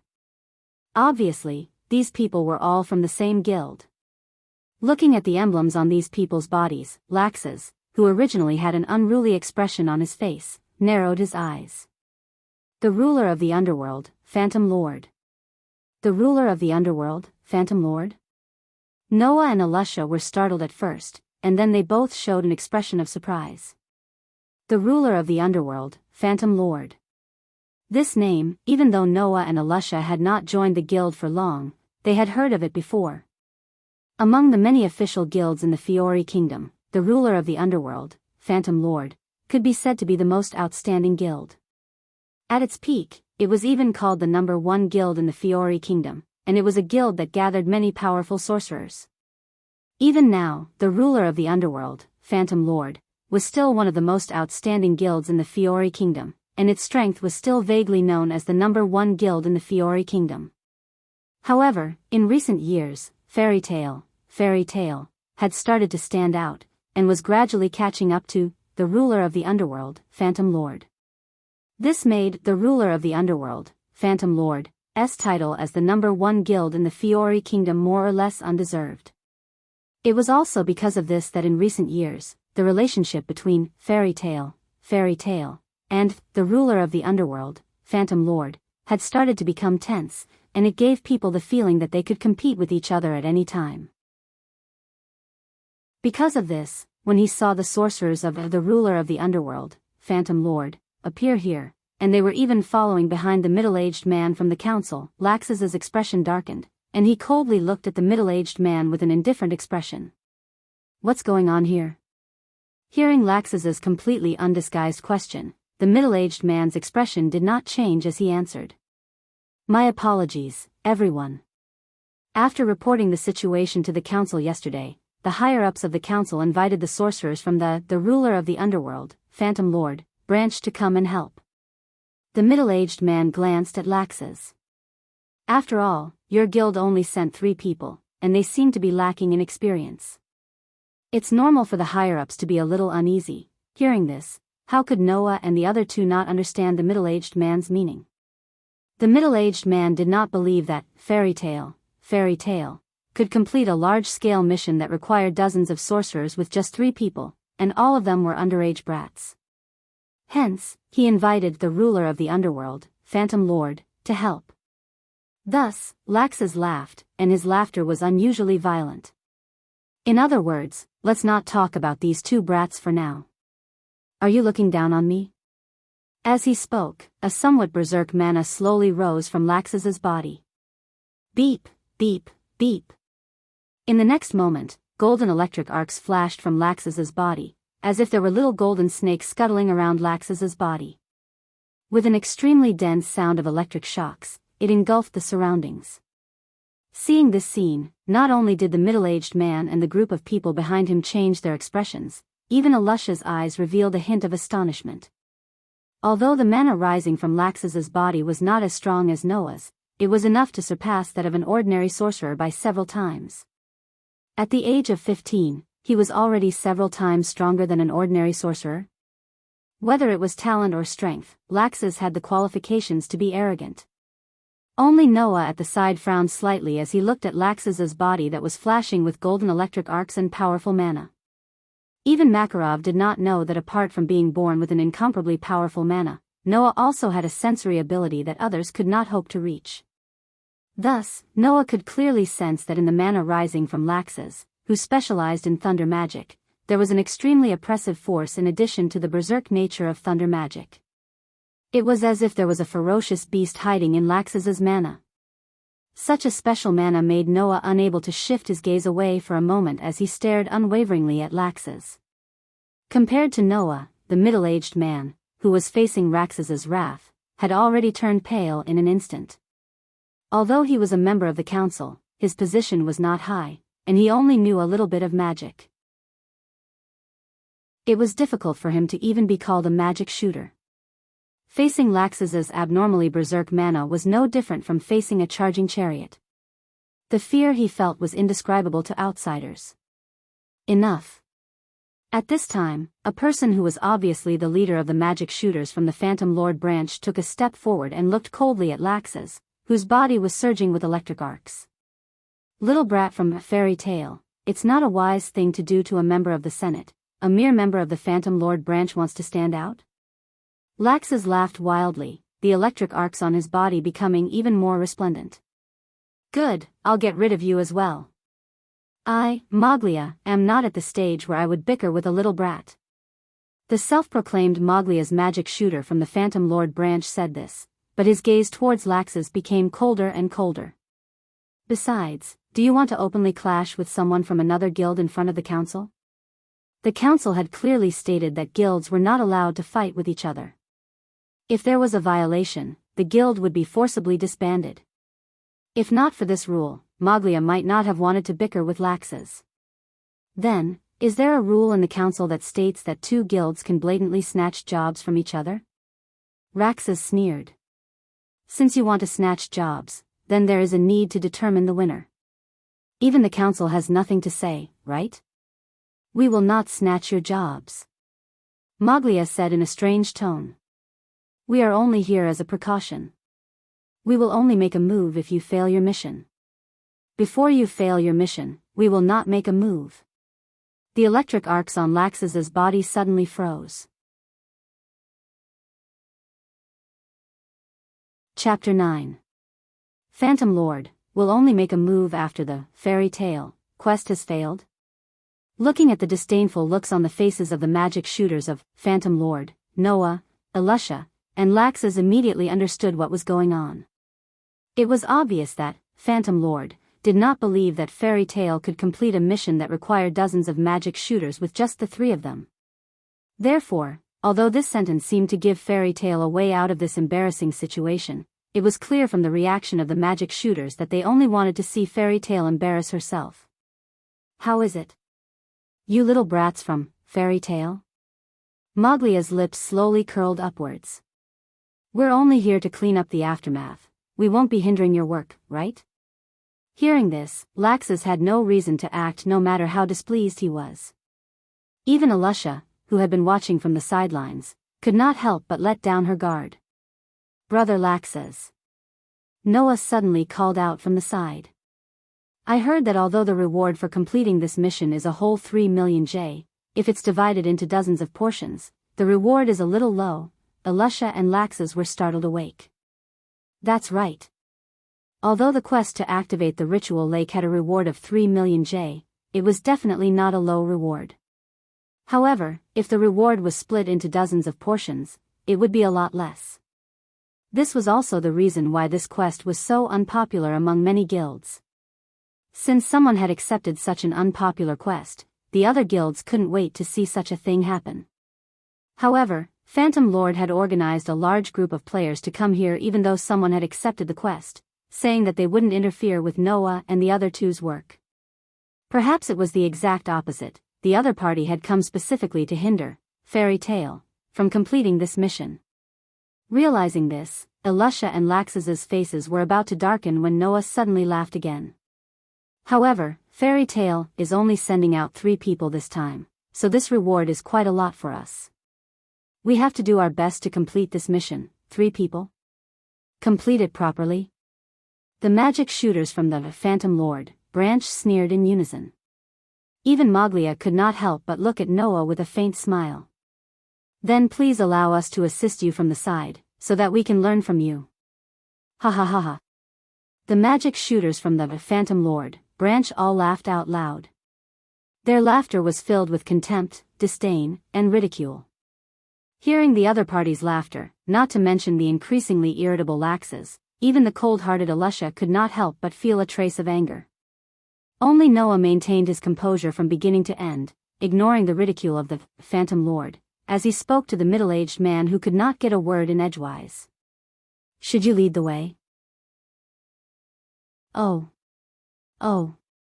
The middle-aged man seemed to have not completely recovered from Laxus's deterrence. His face was still pale, and he nodded blankly. His footsteps were somewhat shaky as he walked in a direction in front. Noah shrugged and immediately followed. Alusha was silent for a while. She wordlessly raised her foot and followed. Laxus stared at Noah's back for a while, then glanced at the magic shooters from the Phantom Lord, and walked forward with a cold expression. The sorcerers from the Phantom Lord branch looked at each other and continued to mock each other as they followed along with a frivolous attitude. No one noticed that Moglia, like Laxus, had been staring at the small back of Noah who was walking in front.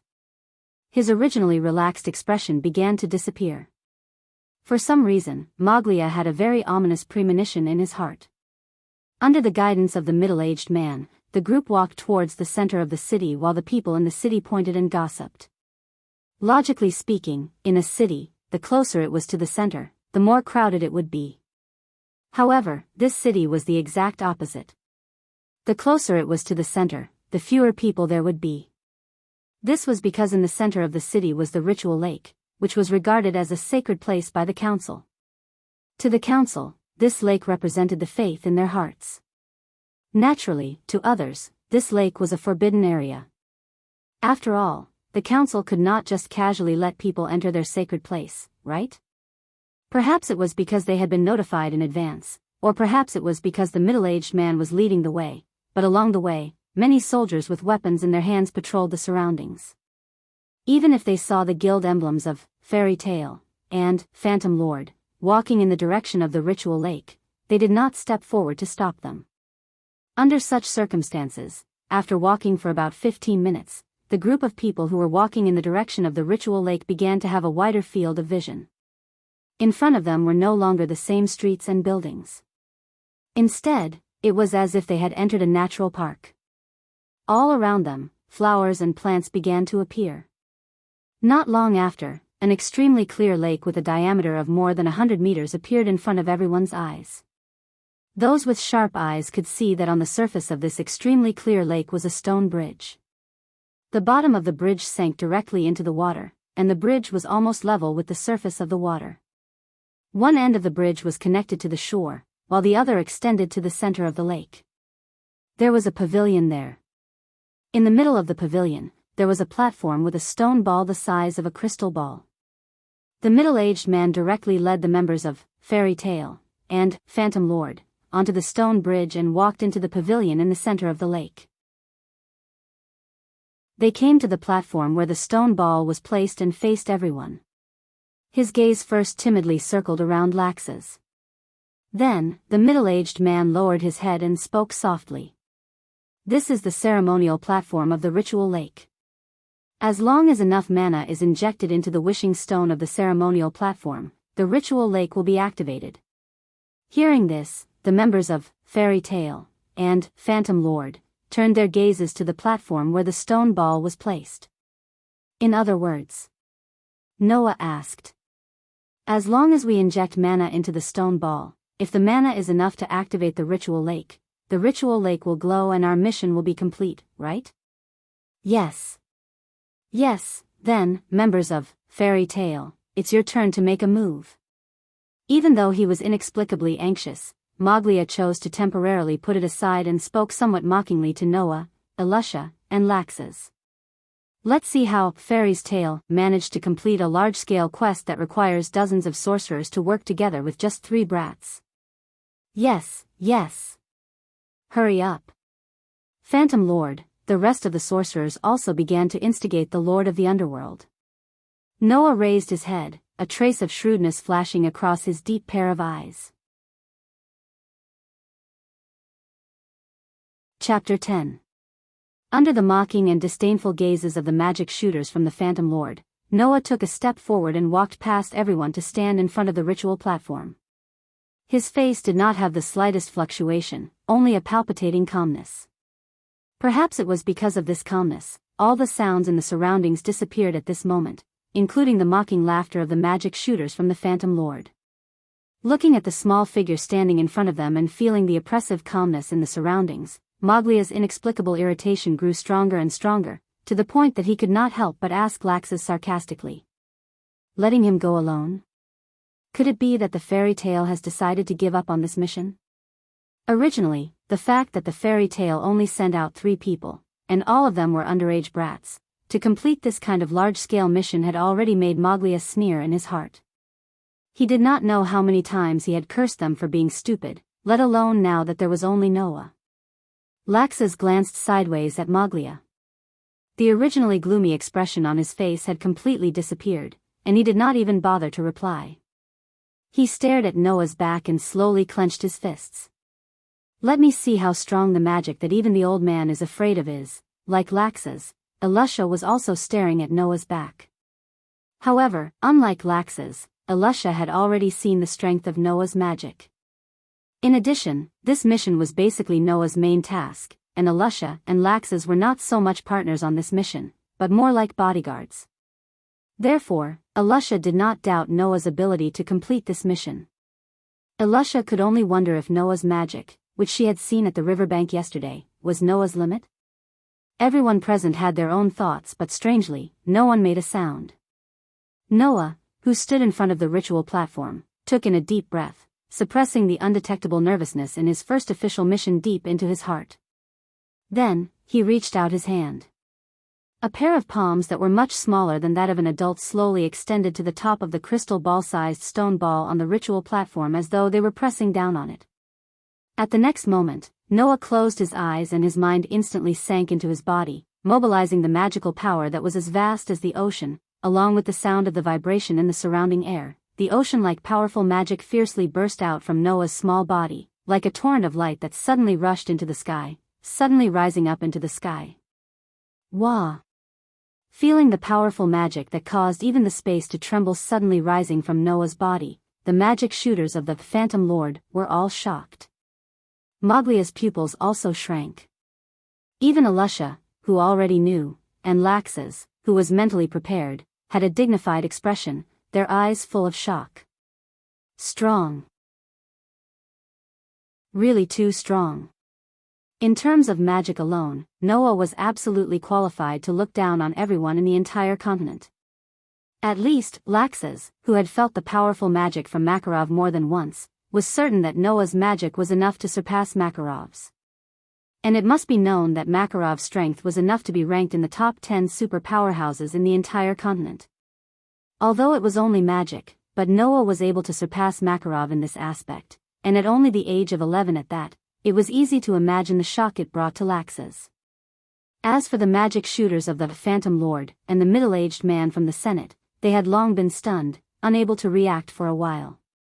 Noah acted as if there was no one around him, slowly controlling the huge amount of magic that burst out from his body, causing countless people, including Makarov, to be shocked to the core.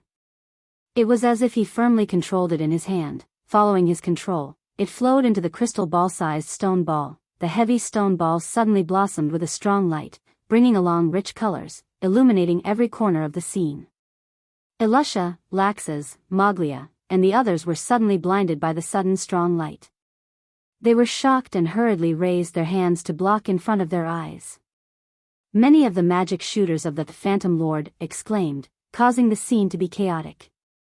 After an unknown amount of time, the strong light gradually dissipated, allowing the crowd's vision to return to the vast expanse of whiteness. When everyone opened their eyes with lingering fear, the scene in front of them had changed. First of all, the strong light that gradually dissipated didn't immediately disappear. Instead, it stopped after fading to a certain extent. Just like the gentle light of a magic lamp, it shone on everyone's body. It was the light that bloomed from the originally crystal-clear ritual lake.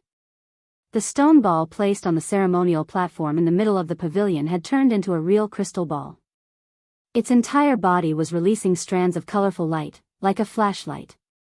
It was extremely dazzling. Looking at this scene, no one made a sound at the scene, as if they were in a daze, unable to return to their senses for a long time. Of course, it was not because the scene in front of them was beautiful, but because the development of the situation had made everyone's minds blank for a period of time, and there was no way for them to operate smoothly. Phew. Noah opened his eyes and exhaled a breath after noticing the changes in front of him. In his heart, the tension that had been suppressed in the depths of his heart due to his first work had turned into joy, and he slightly clenched his fist. Fortunately, there were no mistakes at the crucial moment. Only Noah knew how dangerous the work just now was. Noah had not been able to completely control the mana in his body. If he used a large amount of mana like just now, if he was not careful and exceeded the range of Noah's control, then, at least, it would cause the mana to go berserk again. At that time, not to mention the safety of the people present, the ritual lake that was regarded as a sacred place by the council would probably disappear in history. That would be a big problem. Fortunately, when Noah's mana was almost at the limit of his control, the ritual lake was finally successfully activated, and it was a daunting experience without any danger. What they did not know was that after using such a large amount of mana, not only did Noah not look tired at all, but his face was full of joy, and in the eyes of others, it was a stimulation to the brain that slightly short-circuited for a moment. Hey! After the joy, Noah looked at the middle-aged man who was still in a daze and smiled slightly. So, our mission is considered complete, right? Ah. The middle-aged man reacted, and a large amount of sweat flowed down his face as he forced a laugh out loud. Yes. Yes. Completed, then, our reward, yes. Yes. The middle-aged man stuttered submissively. I will hand it over as soon as possible. As soon as possible. Noah nodded in satisfaction and glanced at the magic shooters of the ruler of the Netherworld, Phantom Lord, who were still in a state of shock and smiled. I originally thought that 3 people would be needed, but in the end, 1 person actually completed it. My president sometimes makes mistakes in his calculations. After saying this, Noah walked out of the pavilion without looking back. Ha ha ha ha. Laxas laughed out loud, and Alusha, who was also smiling slightly, followed suit. The magic shooters of the ruler of the netherworld, Phantom Lord, were at a loss. Only Moglia stared at the gradually disappearing Noah, a trace of malevolence appearing on his face. Chapter 11. Juan. You're welcome to come again. With a fake smile on his face and words that couldn't get any more fake, the middle-aged man from the council bowed to Noah, Elusha, and Laxus at the entrance of the hotel.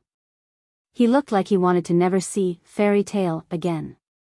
Noah, Elusha, and Laxus naturally didn't care about the middle-aged man's pretentiousness.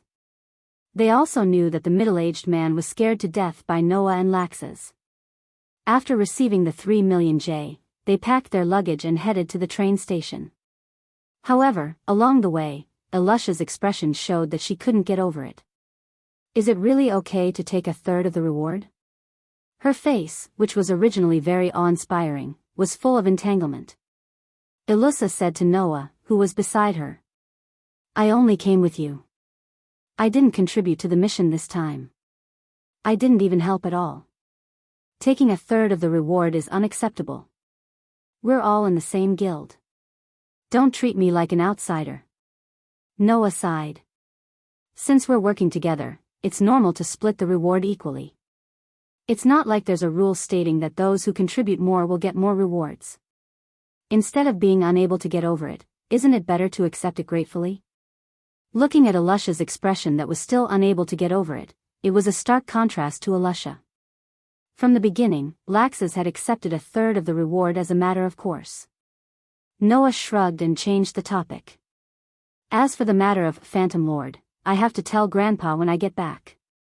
Hearing this, Elusha became silent.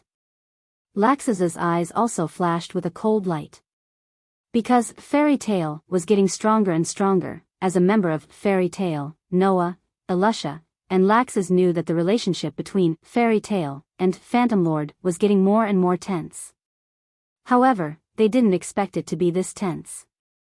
This time, Phantom Lord directly interfered with the work of Fairy Tale. Moreover, it was a task assigned by the council, so it was easy to guess what he was up to.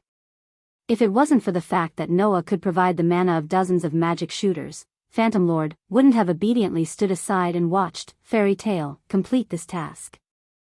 Although it was only a branch of Phantom Lord that did this, it didn't mean that Phantom Lord was going to officially go against Fairy Tale. However, who knew if this would be the case in the future? Therefore, Phantom Lord's action this time was more like a prelude. Thinking about it, if this continued, the relationship between Fairy Tale and Phantom Lord would get worse and worse. When the fuse appeared, it was possible that they would become enemies.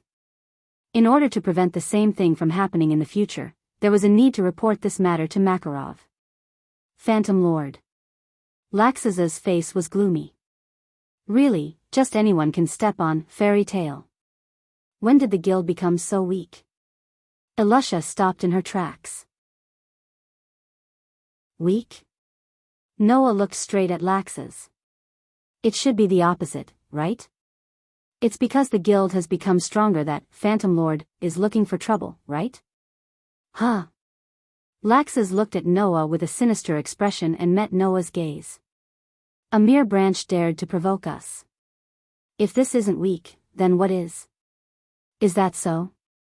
Undoubtedly, Noah, who had been mocked and insulted by Laxus without batting an eyelid yesterday, was now fearlessly confronting Laxus. His gaze became sharper than Laxus's, causing Elusha to feel a burst of surprise. Do you think that a guild with your grandfather in it would be weak? The guild leader of Phantom Lord is one of the 10 great saint magicians. Isn't that old man also one of the 10 great saint magicians? Laxus had already stopped in his tracks, looking down at Noah coldly. They're both 10 great saint magicians. If another guild's branch dares to openly find trouble with our guild, won't they be looked down upon? Noah's eyes immediately narrowed. 10 great saint magicians. 10 great saint magicians who were unanimously recognized as the most outstanding and righteous in the entire continent by the highest authority in the magic world, the Council of Judges. Every one of these 10 great saint magicians possessed unimaginable power. It was said that the battle between the 10 great saint magicians would be like the heavens falling and the earth rending. Just the clash of magic would cause the earth to tremble and the mountains to shake. They were truly monster-level powerhouses. The 10 great saint magicians were also ranked. However, the 10 great saint magicians were not ranked based on their individual battle prowess. There were even people who did not know how to fight at all, but they had reached the pinnacle of a certain field of magic. No one could ignore such an existence. Makarov was one of the 10 great saint magicians. The guild leader of Phantom Lord was also one of the 10 great saint magicians. It was precisely because both guilds had the 10 great saint magicians who were known as the strongest great saint magicians that people thought that Fairy Tail and Phantom Lord were vying for the #1 guild in the Fiori Kingdom. Fairy Tail is really getting weaker and weaker. It's about to become the cradle of weaklings. Laxus said with some resentment, turning his irritable gaze towards Noah. And you have such powerful magic, but you don't even dare to learn magic. Are you willing to be a weakling? Looking at Lax's irritable eyes that contained traces of disappointment, Noah lowered his head. After a moment of silence, he once again turned his gaze towards Lax's. Magic, I will learn it. Laxus fiercely reached out his hand and grabbed Noah's collar, his face filled with rage as he shouted. Then hurry up. Laxus. Elusha finally couldn't ignore it anymore. She also reached out her hand and grabbed Laxus's arm that was grabbing Noah's collar. Calm down. Let go of Noah. However, Laxus didn't even look at Elusha. After seeing that Noah's extremely sharp gaze had slowly calmed down after he directly made a move on him, anger inexplicably rose in his heart. How long are you going to be a coward? Do you really want me to look down on you? What are you so anxious about? Noah ignored the fact that his body was almost lifted off the ground and said indifferently. It shouldn't have any effect if I learn magic later, right? But you're making people feel that you're an eyesore. Laxus growled. You bear the Dole's surname, but you don't even have a bit of combat power. Do you know how many people are laughing at you? Dole's surname? Noah stared into Laxus's eyes. Does this surname give you a lot of pressure? Laxus held his breath. Clap, clap, clap, clap. At this moment, a burst of applause entered the ears of Noah, Elusha, and Laxus. Chapter 12. Clap, clap, clap, clap. The clear sound of clapping reverberated in the surroundings, causing Noah, Elusha, and Laxus to frown slightly. They turned their heads and looked in the direction of the sound. They saw that a group of people had formed a circle around Noah, Elusha, and Laxus. Everyone had a sinister smile on their faces, and their expressions were rather unfriendly. They were none other than the sorcerers of the Phantom Lord. Although you all seem to be very busy, we still have to disturb you. I'm really sorry. Moglia, who was the leader, clapped his hands while smiling. However, his eyes were emitting a cold light. So, can't we leave our quarrel for later? Of course. Moglia narrowed his eyes, and the smile on his face grew wider. That's only if you have a future. Hearing this and seeing the unfriendly expressions of the magic shooters of the Phantom Lord, Noah, Elusha, and Laxus could guess that they were not friendly even if they were stupid. Humph. Raxus calmly loosened his grip on Noah's collar, suppressing the hesitation caused by Noah's words into the depths of his heart. He then spoke to Moglia in a mocking tone. Looks like some people can't afford to lose. No wonder they can only survive in a small branch.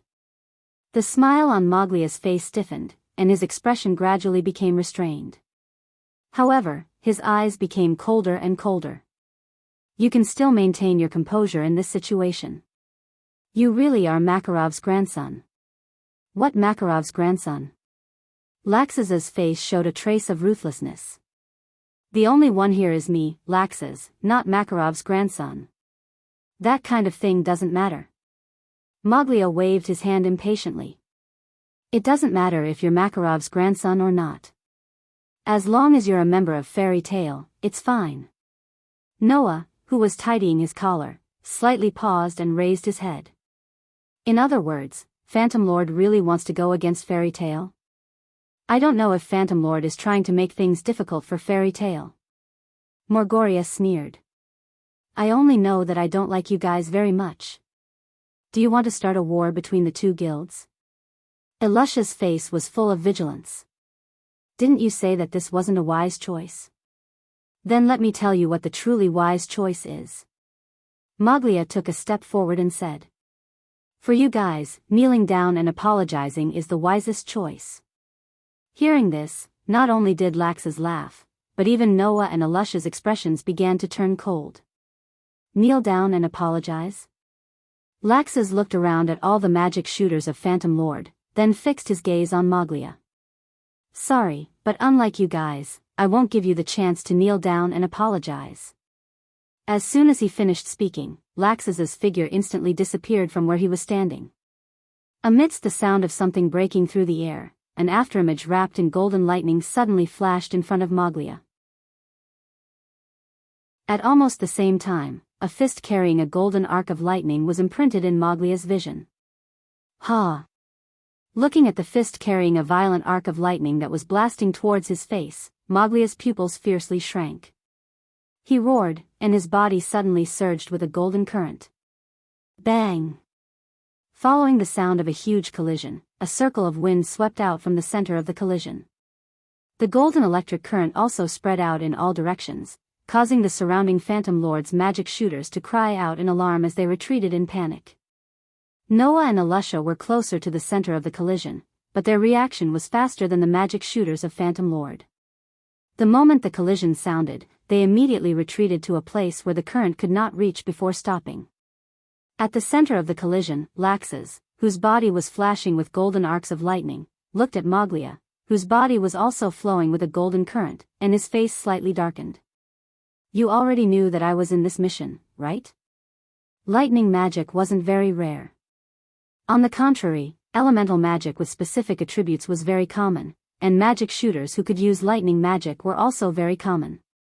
However, to be able to use lightning magic to the extent that it was comparable to Laxus, and to be the leader of Phantom Lord's branch that came to obstruct Fairy Tail's work, this was definitely not a coincidence.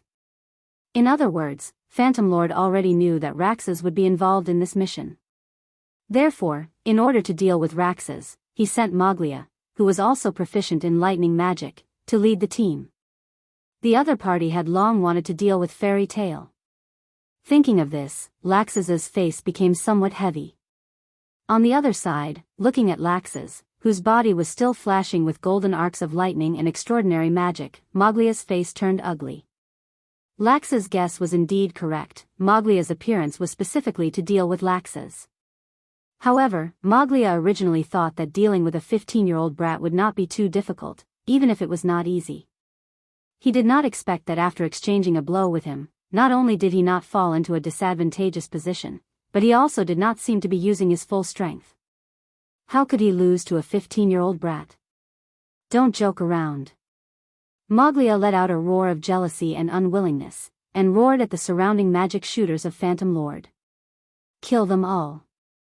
Oh oh oh oh. The magic shooters of the Phantom Lord immediately yelled out.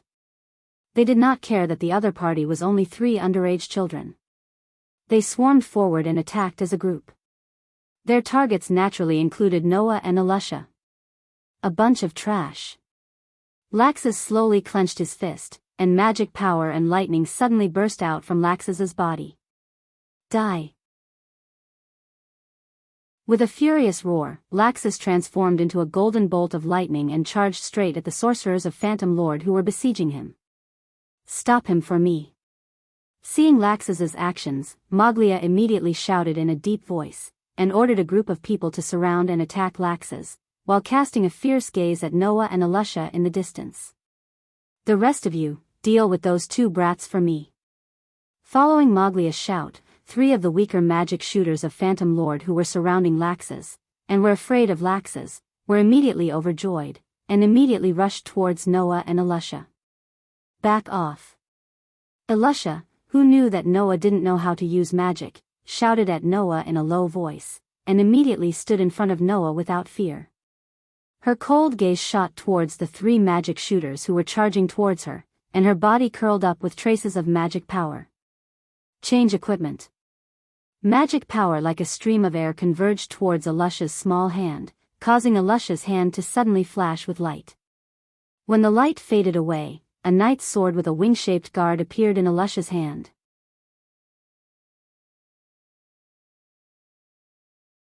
Chapter 13. Noah didn't rush out like a male chauvinist just because he was being protected by a girl. Instead, he calmly stood at the back and looked at Alusha, who suddenly had a knight's sword in her hand. Noah had already seen that Alusha's magic was a common magic used by close combat sorcerers, equipment-changing magic. It was a type of magic that could summon all kinds of weapons from a magical space. This kind of magic wasn't very rare. It could even be said that it was more common than the elemental lightning magic that Laxus knew. There were many sorcerers who used this kind of magic, and even some novice sorcerers would use this kind of magic. Of course, this didn't mean that the equipment-changing magic was weak. Noah clearly remembered that Makarov had once said that the true strength of a sorcerer who mastered the equipment-changing magic was never dependent on the magic itself, but on the person's fighting skills. To put it bluntly, the equipment change magic was just a magic that could summon a weapon from a different space. After the weapon was summoned, this magic would not be of much use. How to use the weapon in battle was something that every mage who knew how to use the equipment change magic had to consider. Therefore, there were three types of sorcerers who knew the equipment changing magic. 1. The weapons in the magical space had all kinds of magical effects. Sorcerers could flexibly use the effects of these magical weapons to fight. 2. Sorcerers were proficient in all kinds of fighting skills. They could skillfully use the weapons in the magical space to the point of perfection. They could fight through their own fighting skills. 3. The weapons in the magical alternate dimension are magical weapons with all kinds of strange effects. The sorcerer himself also has amazing combat skills. By combining the advantages of the first two types of weapons, he can display powerful combat strength and engage in battle. Those powerful sorcerers who could use the equipment-changing magic belonged to the third type. If Alusha really wanted to be strong in the future, then sooner or later, she would have to walk the path of the third type. But now, Alusha was only an 11-year-old child. She was also an orphan with no one to rely on. Naturally, it was impossible for her to have the funds to equip herself with a magical weapon. Now, the weapon in Alusha's hand was only an ordinary weapon. In this way, Alusha wanted to use the outfit-changing magic in battle, except for the second type, there was no other possibility. Not to mention the extent to which Alusha's equipment-changing magic could be used, whether or not she had mastered the basic combat skills and was proficient in using weapons was a problem. Would Alusha be able to fight? Noah's worries were quickly dispelled by Alusha's actions. Huff! Alusha, who was holding her knight's sword, let out a shout and fiercely swung her sword in the direction of the three Phantom Lord sorcerers who were charging towards her. Clang! A sword ray flashed across the space in front of them. The sword in Alusha's hand seemed to have turned into light and collided heavily with the weapons of the Phantom Lord's magic shooters. Clang! The sound of metal clashing was accompanied by sparks. Alusha and the three sorcerers all took a step back. Impossible. Seeing that their attack was actually blocked by a brat who they didn't even take seriously, and even caused the three of them to take a step back, the three sorcerers' hearts were filled with shock. Huff! Alusha's beautiful face was also flushed red. Her gaze was fixed on the three sorcerers in front of her. Knowing that her opponents had underestimated her from the start, Alusha once again let out a delicate shout. She tightened her grip on her knight's sword and took a step forward. The distance between her and the three sorcerers was instantly shortened. Her eyes revealed a fierceness that a child would never have. Her knight's sword slashed, and the sharp sword light flashed in front of her. Poochie! The three sorcerers who were still in shock only felt a pain in their chests, and a burst of dark red blood appeared in front of them. Ah! In the next moment, screams echoed in the air. Seeing that a huge wound had appeared on the chest of the three sorcerers, and dark red blood flowed freely in front of the three sorcerers. Not only was Mowgli shocked, even Noah was shocked. His worries were completely unfounded. Although Alusha didn't seem to be equipped with a magical weapon, her combat skills were extremely skillful. She was not inferior to the average sorcerer swordsman. In addition, the three sorcerers of Phantom Lord were not only the weakest in the group, but also underestimated the enemy. It wasn't strange for them to be defeated in an instant. It seemed that Alusha was the same as him. Even though she was still young, her training was not as lax as the average child. The difference was that Noah trained his control of mana, which couldn't be used in battle. On the other hand, Alusha trained her swordsmanship, which was more than enough to be used in battle. Alusha, so she was actually this strong. Noah clenched his fists tightly. He was looking forward to learning magic in the future. How is this possible? Seeing the three sorcerers on his side fall to the ground and unable to get up, looking at Alusha who was holding her knight's sword in front of him, with a face full of awe-inspiring heroism, and thinking of Noah's unbelievably strong mana and Lax's formidable strength, Mowgli's face began to distort. One was 15 years old. Two were 11 years old. At such a young age, there was already a child who could fight to a standstill with him, a child who could defeat three magic shooters in an instant, and a child who possessed magic that even he feared. Was the talent of a fairy tale child so outstanding to such an extent? If these three kids were allowed to grow up, in the future, Fairy Tale and Phantom Lord would definitely become enemies with each other. These three kids would definitely become Phantom Lord's most frightening enemies. He absolutely couldn't let them grow up. For the first time, real killing intent rose in Mowgli's heart. Go to hell, little brat. His whole body surged with violent electricity. With a low roar, Mowgli's body turned into a bolt of lightning and flashed in the direction of Alusha. Be careful. Although Mowgli's action was too sudden, Noah, with his superb sensing ability, was still able to sense the mana on the other side and quickly warned him. Alusha, who had just swung her sword, didn't even have time to catch her breath when she heard Noah's words. Her expression turned serious as she raised her head and looked at the bolt of lightning. She clenched her teeth and charged forward instead of retreating. The knight's sword in her hand pierced towards the incoming bolt of lightning without any fancy moves. Seeing that Alusha didn't retreat and instead launched an attack, Mowgli's mouth revealed a hint of disdain. His body that had turned into a bolt of lightning suddenly stagnated, allowing his body to appear abruptly. When the knight's sword was less than a meter away from him, his palms suddenly popped out and bent into a claw shape. An astonishing amount of electricity flashed on the surface of the claw as he grasped the incoming knight's sword. Ding! In a crisp sound, the sharp knight's sword was directly held in Mowgli's hand that was flashing with electricity, unable to move. Alusha's expression changed slightly. She tried to pull the knight's sword back, but the opponent's hand was like a giant pincer, holding the sharp knight's sword tightly in his hand, not allowing the sword to move an inch. In the end, you're still a little brat. Coldly looking at Alusha who was clenching her teeth and trying to pull the knight's sword, Mowgli suddenly clenched his other hand. His hand flashed with violent electricity as he heavily punched Alusha's knight's sword. Clang! A violent force suddenly erupted from the knight's sword and shook Alusha who was holding the knight's sword.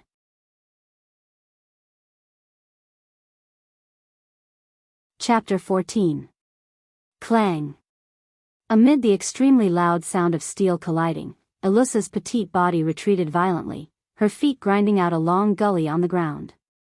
She didn't stop until she was in front of Noah, and a look of pain appeared on her face. Upon closer inspection, Alusha's hand that was holding the knight's sword was hanging down powerlessly as if it was fractured. Blood flowed out from her palm and dripped down along the sharp blade of the knight's sword. Alusha! Noah stepped forward and supported Alusha's slender back. There was finally a trace of anxiousness in his tone. Are you all right? I'm fine.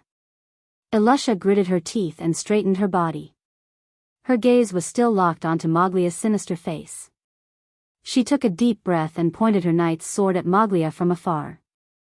Her expression was filled with determination. Come. Following the cold shout, mana began to slowly rise from Alusha's body. It was like a visible colored fog that wrapped around Alusha. Even the ordinary knight's sword in her hand was wrapped in a layer of dim light. Feeling the mana rising from Alusha's body, Moglia's sinister face became even more unsightly. Even Noah's face showed a trace of surprise.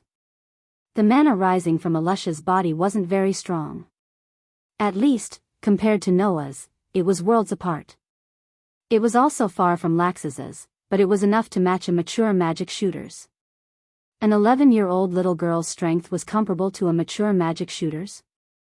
One could only imagine how strong Alusha would be when she truly matured. Good. Good. Good. Moglia shouted in anger. Today, I'd like to see how far you little brats can go. Ha! In response to Moglia's angry shout, Alusha only responded with a delicate shout. Her body's mana surged. Soon after, her body turned into an afterimage and violently rushed out. Moglia sneered. He clenched his fist and a dense electric light flashed.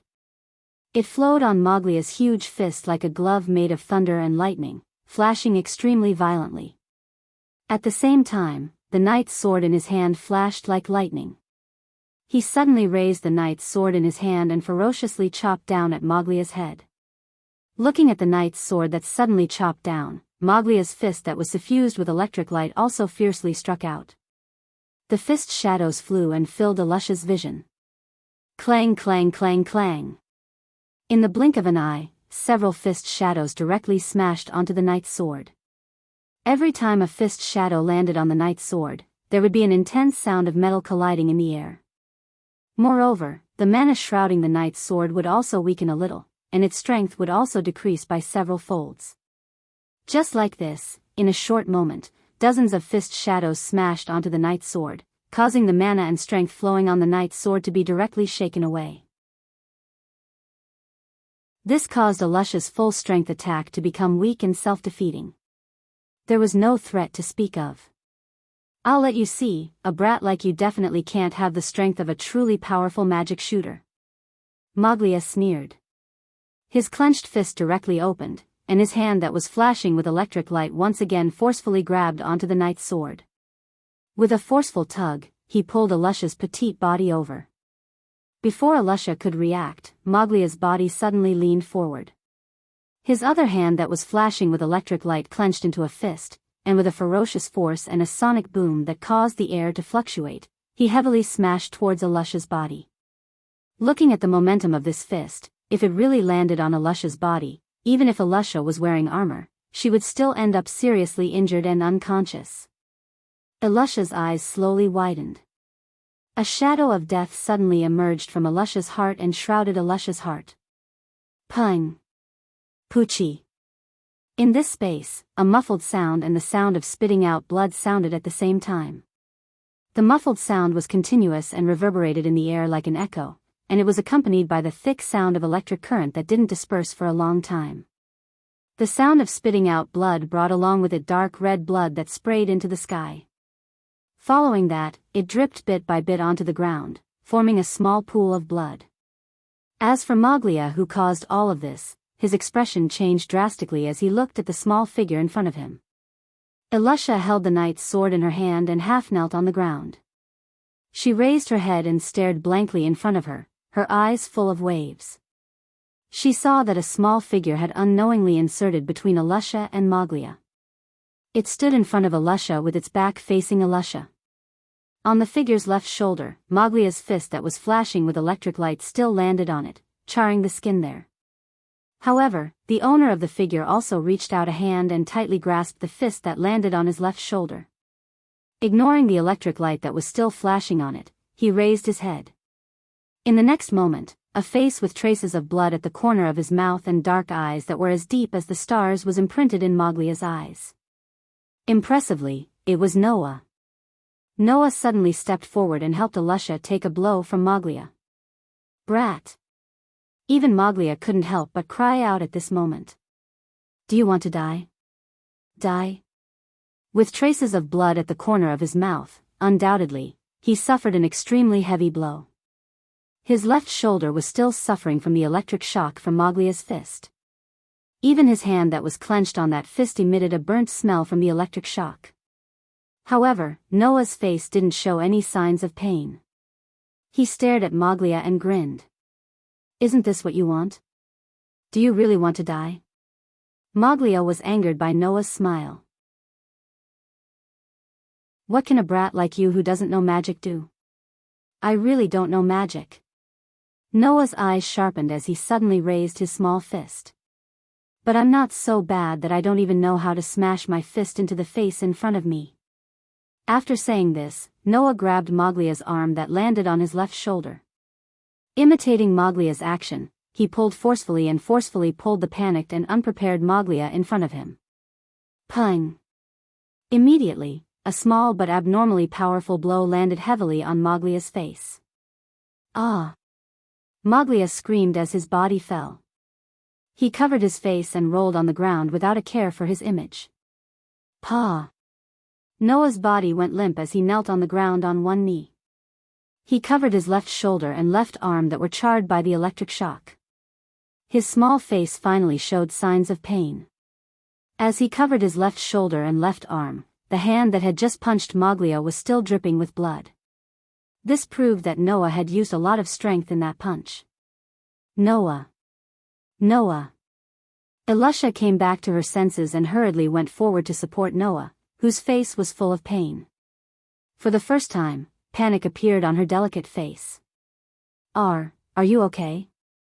"I'm fine." Noah forced a smile with his pale face. "It's just a little painful, you." Looking at Noah's pained and pale face, Elisha's expression changed several times. She couldn't help but say this. "Why did you save me?" "Why?" Noah looked at Elisha. "We're all friends. What's the reason for saving your life? Didn't you just stand in front of me to protect me? Don't tell me you have a reason." We're companions from the same guild." Noah smiled slightly. Under the contrast of his pale face, it was extremely dazzling. "Grandfather said before that we must cherish our companions." Elisha's one eye that was exposed couldn't help but flicker. Finally, she nodded her head heavily. Her cold heart finally had a trace of warmth. However, the crisis was not over yet. Despicable brat. Moglia, who was covering his face, struggled to get up from the ground. His face was distorted as he roared. "I'm going to kill you." After speaking, Moglia turned into lightning and swept toward Noah and Elisha.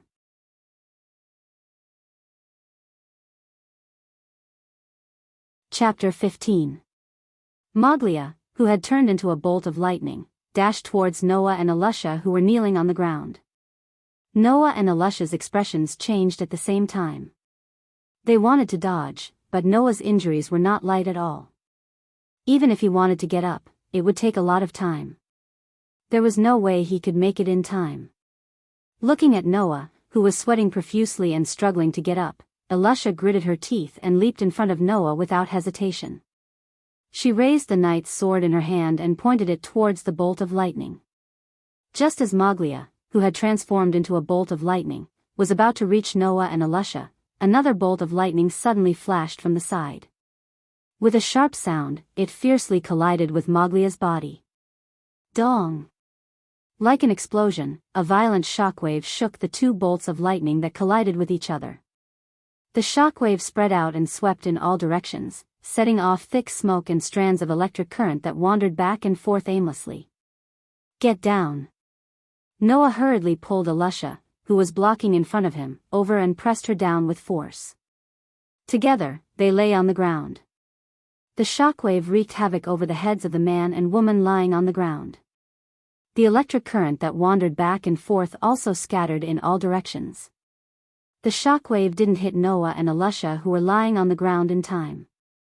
Only the thick smoke blew past and covered Noah and Elisha's bodies.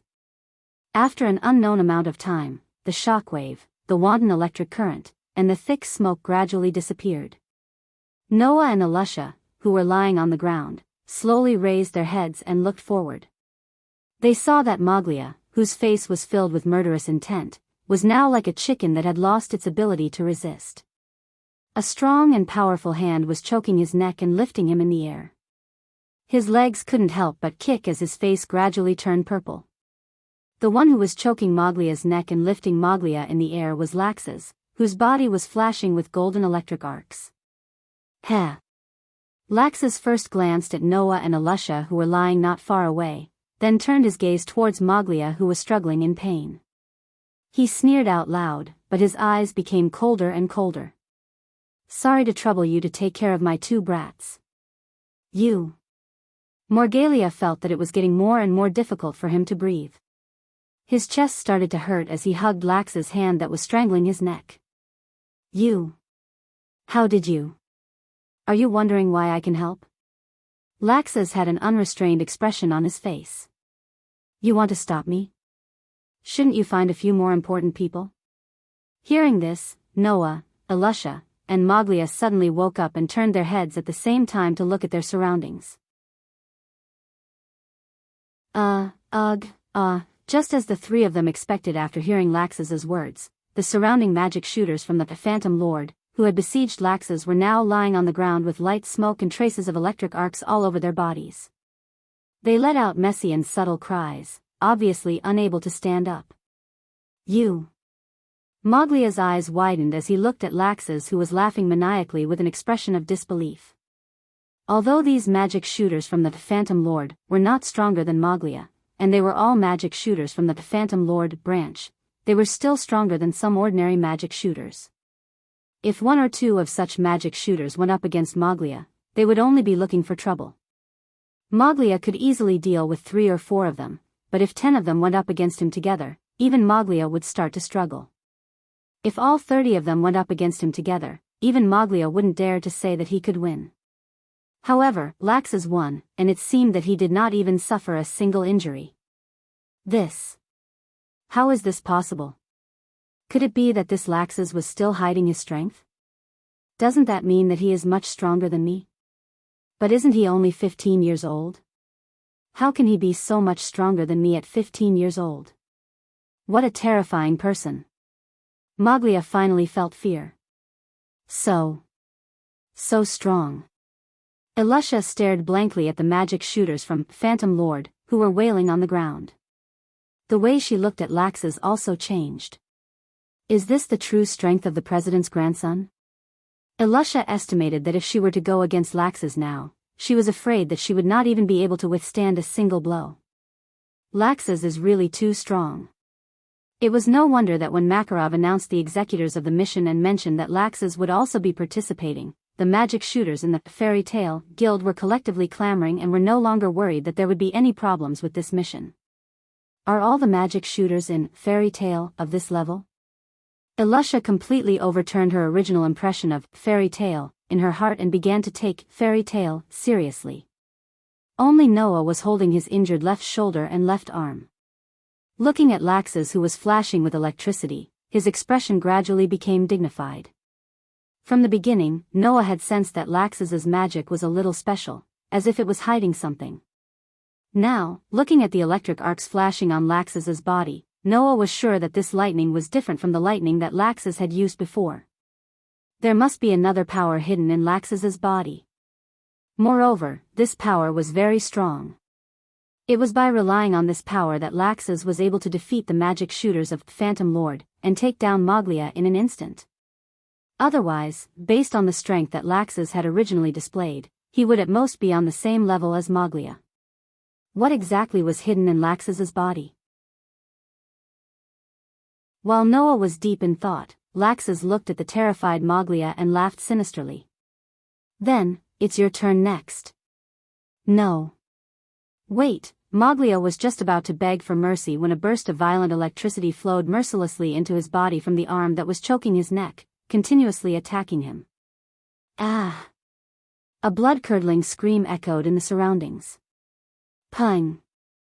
Not long after, the charred and smoking Moglia was thrown to the ground by Lax's. Not only was he seriously injured, but he was also completely unconscious. "Didn't I say that?" Lax's curled his lips in disdain. "I won't give you the chance to kneel and apologize." Noah. On the other side, Elisha helped Noah up. Can you still stand up? I'm okay. Noah smiled bitterly as he forced himself to stand up. However, he still needed Elisha's support, otherwise, he would have collapsed. After this incident, you should understand, right? Laxus walked over and sneered as he looked at Noah's charred left shoulder and left arm. Without power, you can't do anything. Noah was suddenly silent. Although Noah did not think that Laxus was right, Laxus's words were not absolutely wrong. At the very least, in that situation earlier, without strength, Noah did not even have the qualifications to fight. He could only be protected. At most, he could step forward bravely, block a blow for the others, and give some unexpected and harmless attacks. That was all. Without learning magic, it was still too difficult to deal with a sorcerer. It was easy to deal with an ordinary sorcerer, but for an opponent like Moglia, it was hard to say. Become stronger. Laxus looked deeply at his brother in front of him. Only by becoming stronger can you do what you want to do, no matter what it is. The scene was silent.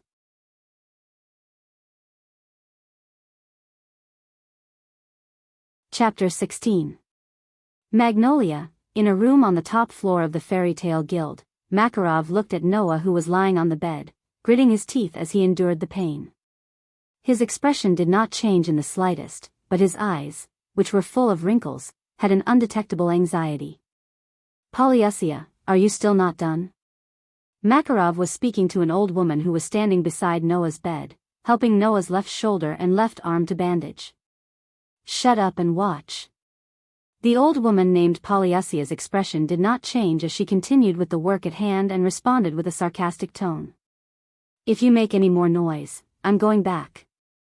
Makarov immediately shut his mouth and did not dare to speak again. Because, Makarov knew that Polyusia would definitely do what she said. Although the two of them were close friends who had known each other for many years, Polyusia hated humans very much. To Polyusia, the noisy and lively fairy tale was definitely one of the places she did not want to be in the most. If it were not for the fact that Noah was injured and Makarov's thick skin caused a ruckus in Polyusia's house, even if Noah was on the verge of death, Polyusia would not have come to Fairy Tale. Even if she came now, she would definitely be in a bad mood.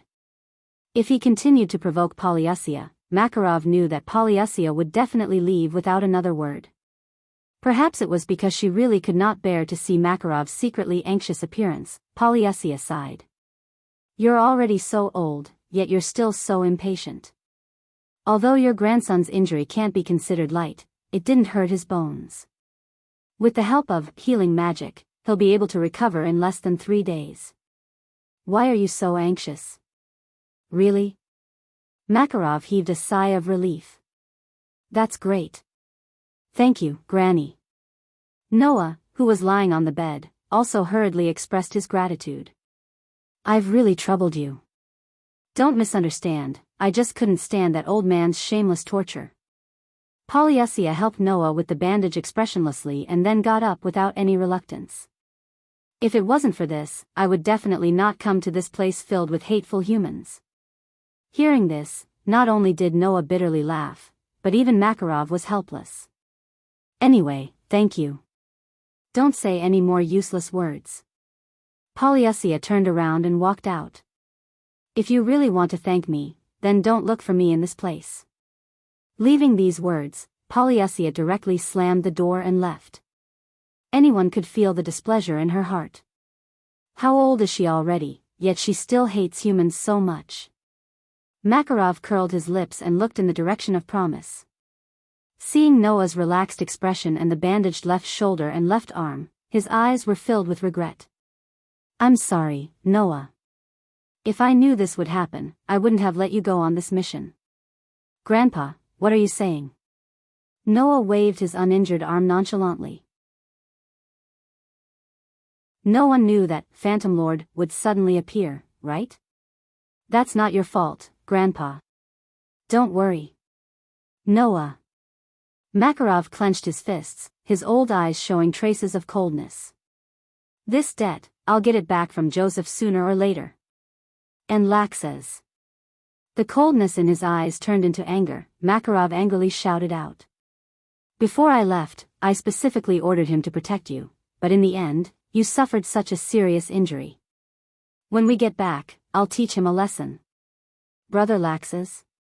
Noah couldn't help but recall the words Laxus said to him. After a moment of silence, he couldn't help but speak. Grandpa, tell me, is it really wrong for me to not learn magic? When the somewhat angry Makarov heard this, his expression slightly froze. Looking at the blank expression of his grandson lying in front of him, a feeling of tenderness emerged in his heart. Having adopted Noah for a whole year, Makarov understood Noah better than anyone else. Naturally, he also knew that his grandson often displayed a calmness that even normal adults would not be able to display when facing outsiders or certain situations. Furthermore, he did not have the impulsiveness that youth had, and his temperament was excellent in all aspects. However, no matter how excellent Noah was, he was only an 11-year-old child. In his heart, there was naturally a weakness that a child should have. However, this weakness in Noah's heart was only shown in front of the people closest to him. For example, in front of him. You didn't learn magic because of my orders. Even if it's wrong, it's still my fault. After a moment of silence, Makarov responded. But Noah, I can tell you, this decision of yours is definitely not wrong. Makarov's words were like a ray of light that illuminated Noah's heart, which was full of confusion. Noah's eyes lit up, and he turned his head to look at Makarov. Your talent is really too good. Even if you did not go through special training, you were born with powerful magic that no one can match. If you can freely control this magic and learn magic, in the future, you will definitely have more power than me. Makarov said solemnly. But sometimes, too powerful a talent brings about more than just simple benefits. This is especially reflected in your case. Before you can freely control all your magic, learning magic, even if it is a healing or auxiliary magic that does not have any power, may cause the magic that is not completely under control to break free from control when you use it, and then go berserk. That is very dangerous. In any case, your talent will not escape, and the magic that belongs to you will not disappear. So why are you in a hurry to learn magic? Makarov's voice began to soften.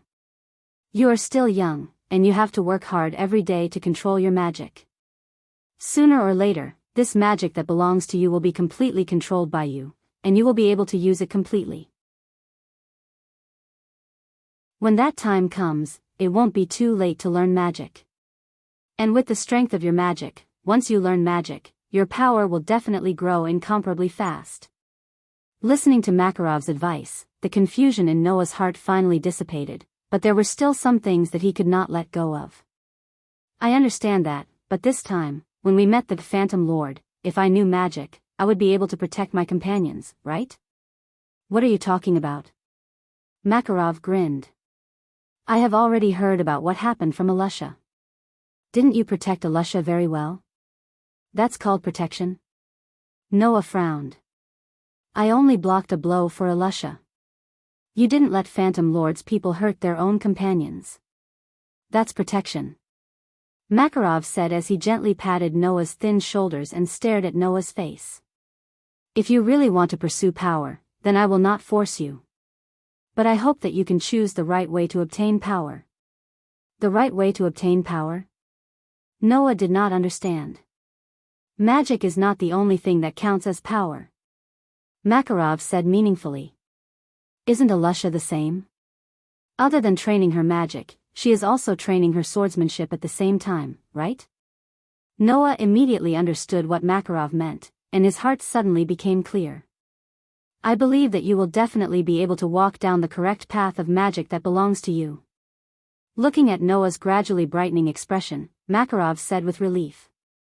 Until then, no matter what, Grandpa will protect you. Noah took a deep breath and hid his gratitude towards Makarov deep in his heart.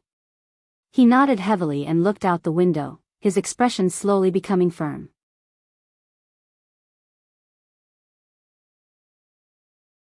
Chapter 17. Noah had previously heard from Makarov that although Polyusia wasn't very famous, she was a very powerful person.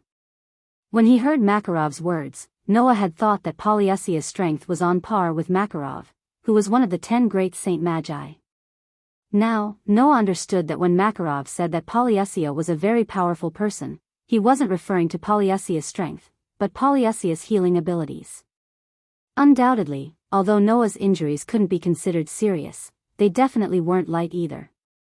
However, Polyusia had only seen Noah once and said that he would recover in 3 days. After that, Noah really did recover in 3 days. After 3 days, when Noah removed the bandages on his body, his left shoulder and left arm that had been charred black by the lightning had completely recovered, leaving only a few hideous scars. Of course, if Polyusia had come to take care of Noah in these 3 days, there definitely wouldn't have been any scars left on Noah's body. Unfortunately, letting Polyusia, who hated humans, come to Fairy Tale in order to prevent Noah from growing scars, was something that even Makarov wouldn't be able to do. Noah didn't really care about the hideous scars that extended from his left shoulder to his entire left arm. After confirming that the injuries on his body had completely healed, he hesitated for a moment before wrapping his entire left arm in bandages to cover the hideous scars. Then, he immediately left the room. Fairy Tale was as noisy as ever. Seeing the first floor of the guild that was as noisy as a bar, Noah revealed a somewhat nostalgic expression. He couldn't help but smile as he walked into the sight of his companions in the guild. Noah. Gray, who was talking to someone at a wooden table, was startled when he saw Noah's figure. Then, he quickly trotted over and searched Noah's body. "Are you all right?" "I'm fine now," Noah said with a smile as he slapped away Gray's hand that was groping his body. "My injuries have completely healed." "Are you for real?" Gray continued to grope his way over, his eyes constantly sizing up Noah's body. "When you came back, you looked like you were about to die. It's only been 3 days. Are you really fully recovered?" "I wouldn't have come down if I hadn't fully recovered." Noah slapped away Gray's hand helplessly. "You know, Grandpa is surprisingly stubborn about this kind of thing. If it's not good, he won't allow me to go downstairs." "That's true." Gray didn't bother Noah anymore. He crossed his arms and clicked his tongue in wonder. "But I didn't expect you to be so seriously injured on your first mission. Didn't I tell you not to go? I know you're worried, but no one would have expected this kind of thing to happen. It's fine as long as you're fine." Noah was surprisingly open-minded and even advised Gray. "When you have a chance to go out to work, you have to be careful. Don't end up like me. You just went out to work before me. Why are you speaking as if you're my senior?" Gray pouted unhappily and then pointed to the side. "Compared to me, look over there." Noah looked in the direction that Gray was pointing at with some doubt, and he was surprised in the next moment. There, Alusha was sitting at the wooden table in her usual armor. Her red hair was still dazzling and her face was as stern as usual. The difference was that this time, Alusha wasn't alone in the corner of the guild. There were a few girls sitting at the wooden table where Alusha was sitting. They seemed to be chatting with Alusha and they seemed to be getting along quite well. Even Noah was at a loss when he saw this situation. What's going on? Noah clearly remembered that Alusha had always been unapproachable and didn't know how to interact with others. But now, what was going on with this scene? 3 days ago, after you guys came back, Alusha became more humane and didn't reject her companions from getting close to her. Gray asked curiously. Did something happen while you guys were out working? Otherwise, how could Alusha change so much? I'm not very sure. Noah scratched his cheek. He already had a plan in his mind, but he just smiled at Gray. Well, it's a good thing anyway, isn't it? Indeed, Alusha is not as annoying as before. However, I heard that when you guys were out working this time, Alusha seemed to have defeated the magic shooter of Phantom Lord. Gray said eagerly. If there's a chance, I'll challenge Alusha and see if Alusha is really that powerful. Hearing Gray's words, Noah opened his mouth and wanted to say something, but when he saw Gray's excited face, he knew that anything he said would be useless. To be honest, Noah felt that if Gray wanted to challenge Alusha, it would not be very optimistic. Not to mention that Gray's magic was still in the learning stage, it was definitely not a problem for him to use magic smoothly. However, it was still too early for him to use magic in battle. On the other hand, not only was Alusha's swordsmanship strong enough to defeat the magic shooters of the Phantom Lord branch in one fell swoop, but she was also very proficient in using the disguise spell. It was not something that Gray, who was still in the learning stage, could compare to. If Gray were to go against Alusha, Noah felt that it would be a miracle if he could hold on for even a minute. Just as Noah was feeling helpless about Gray's decision, not far away, Alusha also noticed Noah's side. At that moment, she hurriedly said something to the people at the same table, got up, and walked over to Noah's side. Seeing the scene of a valiant little girl in armor walking over, Noah chuckled. When Alusha arrived in front of him, he immediately spoke. Looks like you're finally starting to get familiar with this place. The main thing is that everyone is easy to get along with. Alusha nodded and asked with concern. Are your injuries all right now? As you can see, they're basically all healed. Noah moved his left arm, but his gaze was attracted by Alusha's eyes. Of course, this was not because Alusha was very charming, nor was it because Alusha had an extremely beautiful face and a pair of beautiful eyes. It was because Alusha's pair of eyes were exposed to the air. Yes. All of them. Originally, the medical eye patch on one of Alusha's eyes had disappeared, and a pair of eyes appeared intact in front of Noah. Naturally, it attracted Noah's attention. Your eyes? Noah asked cautiously. My eyes. Alusha's expression was complicated as she touched the eye that was originally wearing the medical eye patch. After a while, she shook her head. It's already gone, but the granny that the president brought back not long ago to treat you helped me take a look at my eyes at the president's request. I see. Noah understood. Artificial eyes? Alusha nodded. It seemed that she did not want to talk about her eyes, so she changed the topic seriously. I haven't thanked you for saving my life. Noah shrugged his shoulders.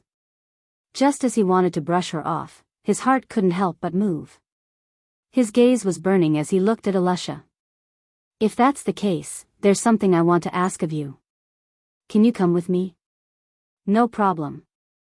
Although she did not know what Noah wanted to ask of her, Alusha agreed readily. Thus, under Noah's lead, the two walked out of the guild together.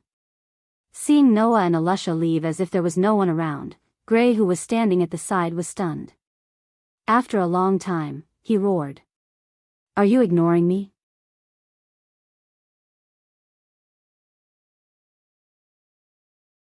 Chapter 18. In a forest not far from the fairy tale guild, Noah brought Alusha to the small river where he usually trained his magic control. Standing by the river bank, he took a deep breath. I haven't been here for a few days, this place is still the best. I didn't expect you to be hiding such a secret place. Alusha looked around and seemed to be quite satisfied with this place. The environment is quite beautiful, and it's quiet enough. It's perfect for training. Isn't it? Noah winked at Alusha. This is the place where I usually train my magic control. It's not bad. Alusha retracted her gaze and looked at Noah with a solemn expression. But, you brought me to this place where people usually don't come because it's not convenient for outsiders to know about your request, right? It's not that it's not convenient for outsiders to know. Noah shook his head and signaled Alusha not to be so serious. It's just that this place is more convenient for you to do what I want you to do. More convenient for me to do what you want me to do? Yes. Noah faced Alusha and looked directly at Alusha's incomparably cold eyes. I want to learn battle techniques from you. Learn battle techniques from me? Alusha, who had a solemn expression, was stunned on the spot. This was not Alusha's fault, but Noah's so-called request really surprised Alusha. I know you'll be surprised if I say this out of the blue. Noah laughed bitterly. But, this is indeed what I want you to do. Seeing Noah's bitter smile, Alusha frowned. In her heart, she more or less understood Noah's thoughts. Obviously, the encounter with the Phantom Lord 3 days ago made Noah, who was unable to fight in that battle, want to become stronger. However, because Noah had too much magic in his body, and because he could not control it as he wished, even if Noah wanted to become stronger, he could not do so by learning magic. Therefore, naturally, he could only focus on training his own battle techniques. In this aspect, Elisha did have some experience, so it was not strange that Noah came looking for her. Of course, what Elisha was really strange was this seemingly ordinary matter itself. "Why are you looking for me?" Elisha asked straightforwardly. "Maybe that day in the battle with the Phantom Lord, you saw that I defeated 3 magic shooters with 1 sword and thought that it was amazing, so you came looking for me. But there are so many powerful magic shooters in the fairy tale, shouldn't they be more suitable?" "Indeed, there are many powerful magic shooters in the fairy tale." Noah shrugged his shoulders. "But you said that they are more suitable, that's where you are wrong." Elisha was slightly startled and did not understand what he meant. "You also said that they are powerful magic shooters, so to be honest, just based on their own skills, I don't think that there are many of them who are better than you." Noah did not beat around the bush and directly said his thoughts. In addition, although they gather in the guild every day, they are also mature magic shooters and cannot stay in the guild all the time. From time to time, they need to go out to work. You, on the other hand, will not officially start work for the time being, so you have a lot of time to train. As of now, there is no one more suitable than you to teach me." Hearing this, Elisha felt that it was reasonable and could not help but admire Noah's analytical ability. It was not easy for an 11-year-old child to be able to do this. Moreover, Elisha did not forget that 3 days ago, in the battle with the Phantom Lord, it was this youth who stood in front of her, who was the same age as her, who had not even learned a single spell and had not even come into contact with magic, who stood up and fearlessly blocked a blow for her. At the same time, he also caught Moglia off guard with a beautiful punch. No matter how one looked at it, an ordinary 11-year-old boy would not be able to do this. Therefore, Elisha actually admired Noah from the bottom of her heart. Unfortunately, Elisha still did not agree. "To tell you the truth, although I do know some battle skills, it was not taught by any famous teacher, nor was it learned from anywhere else. It was all by myself."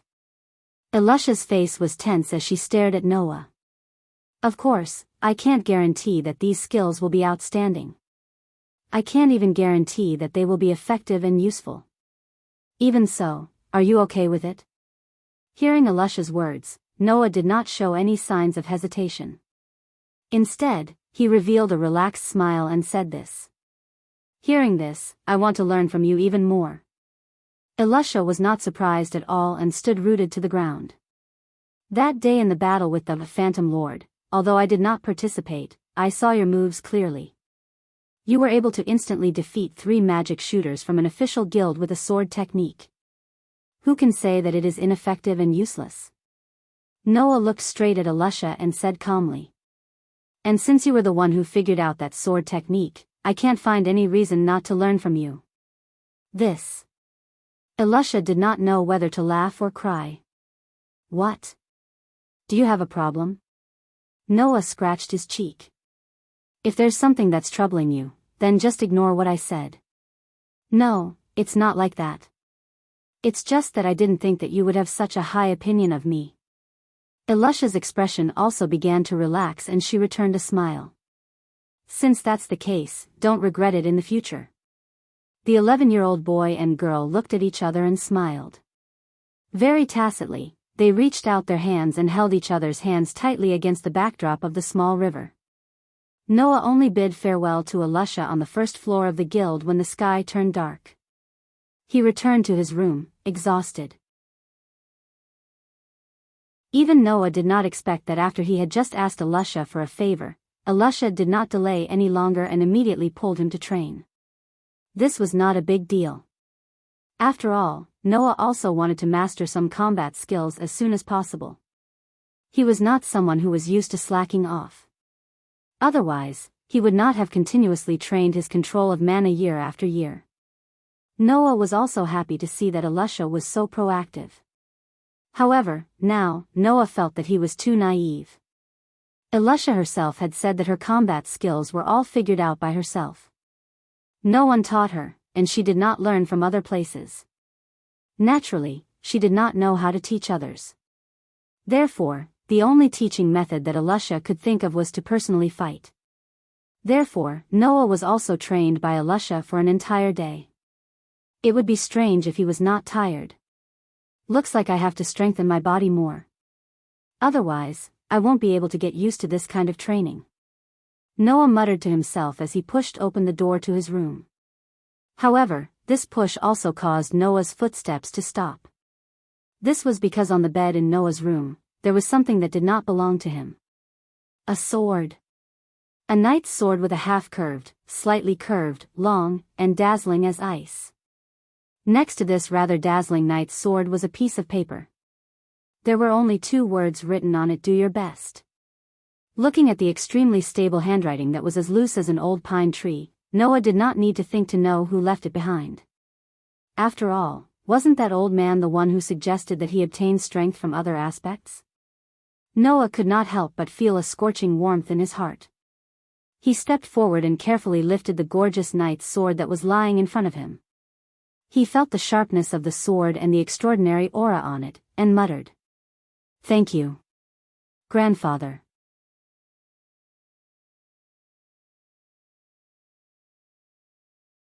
Chapter 19. Magnolia, forest riverbank. The sound of flowing water echoed clearly in the desolate forest. The sounds of birds, beasts, and insects also echoed in the surroundings. A gentle breeze blew past, stirring up green leaves and sand. Everything seemed so natural. Standing by the riverbank, Noah leisurely closed his eyes. Around his body, beads were suspended in the air, bobbing up and down. If one were to observe carefully, they would discover that the beads floating around Noah had a layer of faint light covering the outline of the beads. As the beads moved up and down, they were sometimes bright and sometimes dark. It was very mysterious. This scene lasted for an unknown period of time. Noah had been maintaining this state for an unknown period of time, causing the surroundings to be silent. Until a certain moment, the arrival of a figure finally broke the silence. After continuously walking for 3 months, Alyssa had thoroughly familiarized herself with the road. When she came to the riverbank, she saw Noah standing in front of her with his eyes closed and beads floating around him. She couldn't help but smile.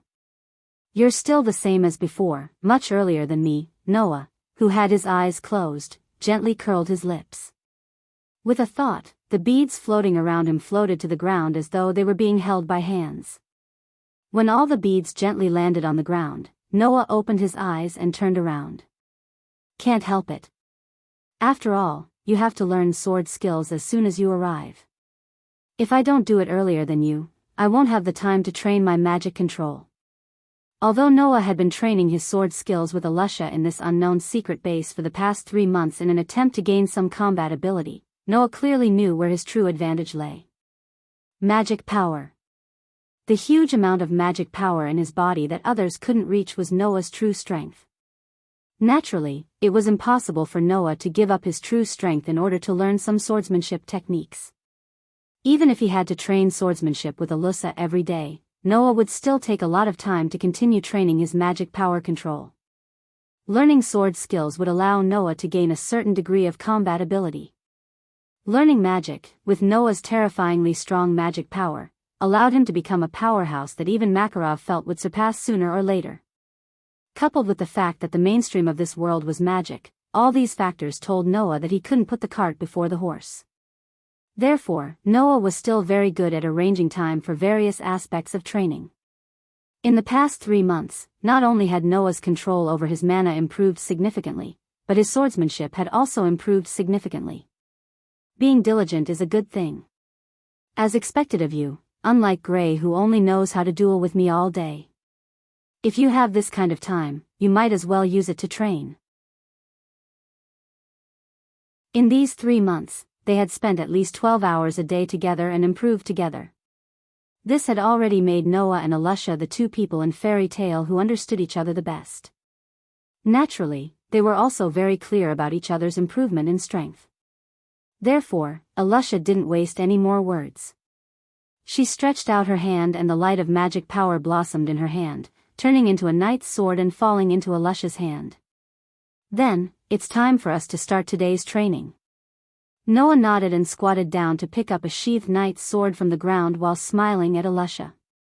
It seems that in these 3 months, you've improved not only in sword skills, but also in equipment-changing magic.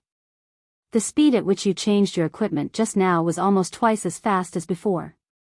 I've been using it every day for the past 3 months, of course I'll improve.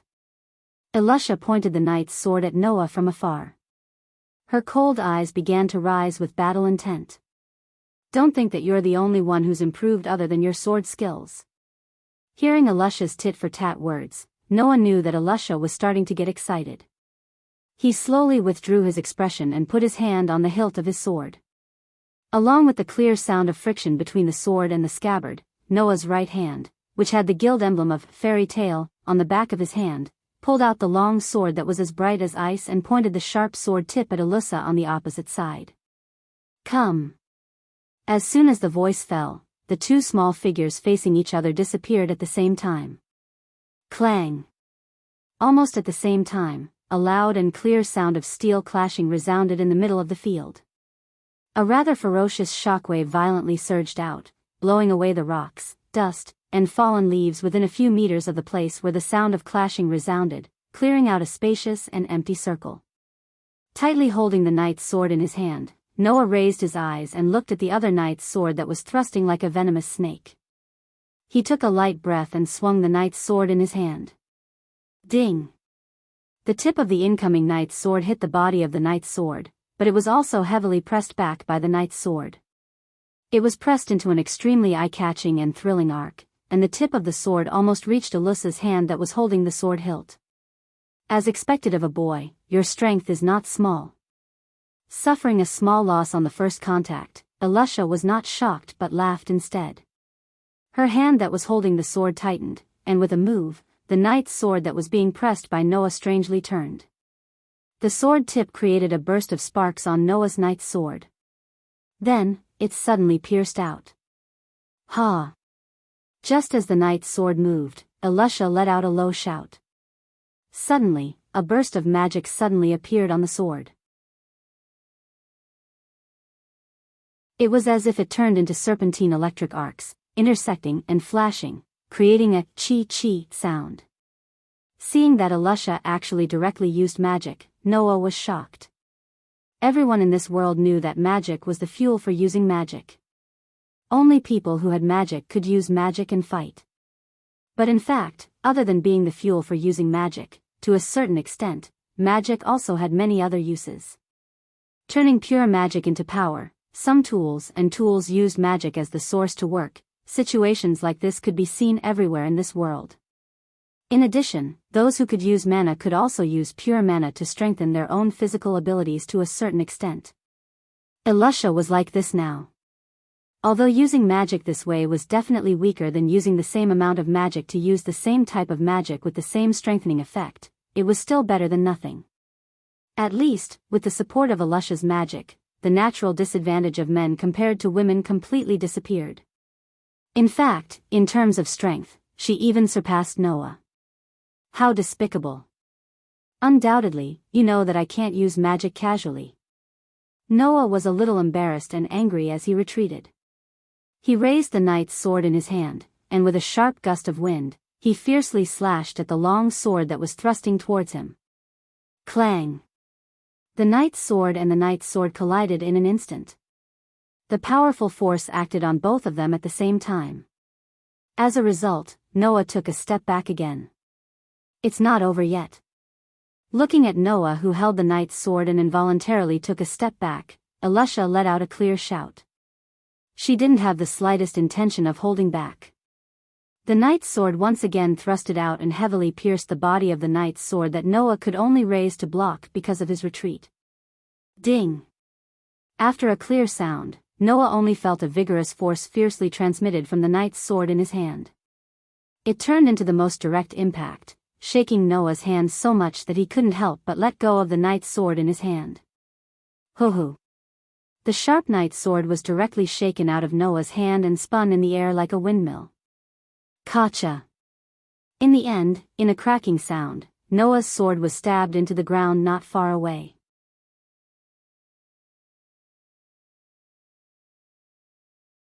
Chapter 20. Gotcha. Along with a crisp cracking sound, Noah's knight's sword directly stabbed into the ground not far away. The sharp blade of the sword stirred up a lot of gravel. It wasn't hard to imagine what would happen if one were to be struck by such a sword. It's over just like that. Elisha's lips curled, and the knight's sword in her hand resolutely pierced forward. Her target was Noah's neck. Thinking about it, with Elisha's ability, she should be able to control and stop her sword when it was an inch away from Noah's throat. However, just when Elisha thought that the battle was over, Noah suddenly raised his head and waved his bandaged left hand. A black shadow immediately flashed and heavily collided with the tip of Elisha's knight's sword. Ding! In the next second, a loud collision sound rang between Noah and Elisha. Elisha was also stunned by this sudden situation.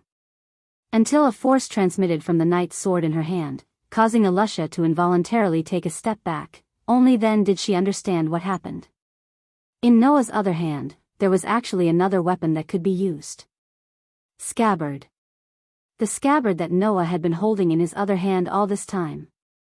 Just now, Noah directly used the scabbard in his left hand as a sword against Elisha's knight's sword, neutralizing Elisha's sure-kill attack, and also turning the tide of the battle. Looking at the astonished Elisha, Noah stomped on the ground and his figure flashed like lightning in front of Elisha. It's still too early to end it now. Under the gaze of Elisha's slightly narrowed eyes, Noah, who was tightly holding the scabbard, quickly borrowed the force and spun half a circle in the air, strangely drilling into Elisha's bosom. After pausing for a moment, the scabbard in his hand fiercely smashed towards Elisha's chest with a sharp sound that could almost tear through the air. Feeling the approaching force, even Elisha's face couldn't help but change, and magic power suddenly rose from her body. Change equipment. A circle of dazzling silver light bloomed in front of Elisha. That was the unique light of the equipment change magic. When the light dissipated, in front of Elisha, a small silver shield the size of a basin appeared out of nowhere.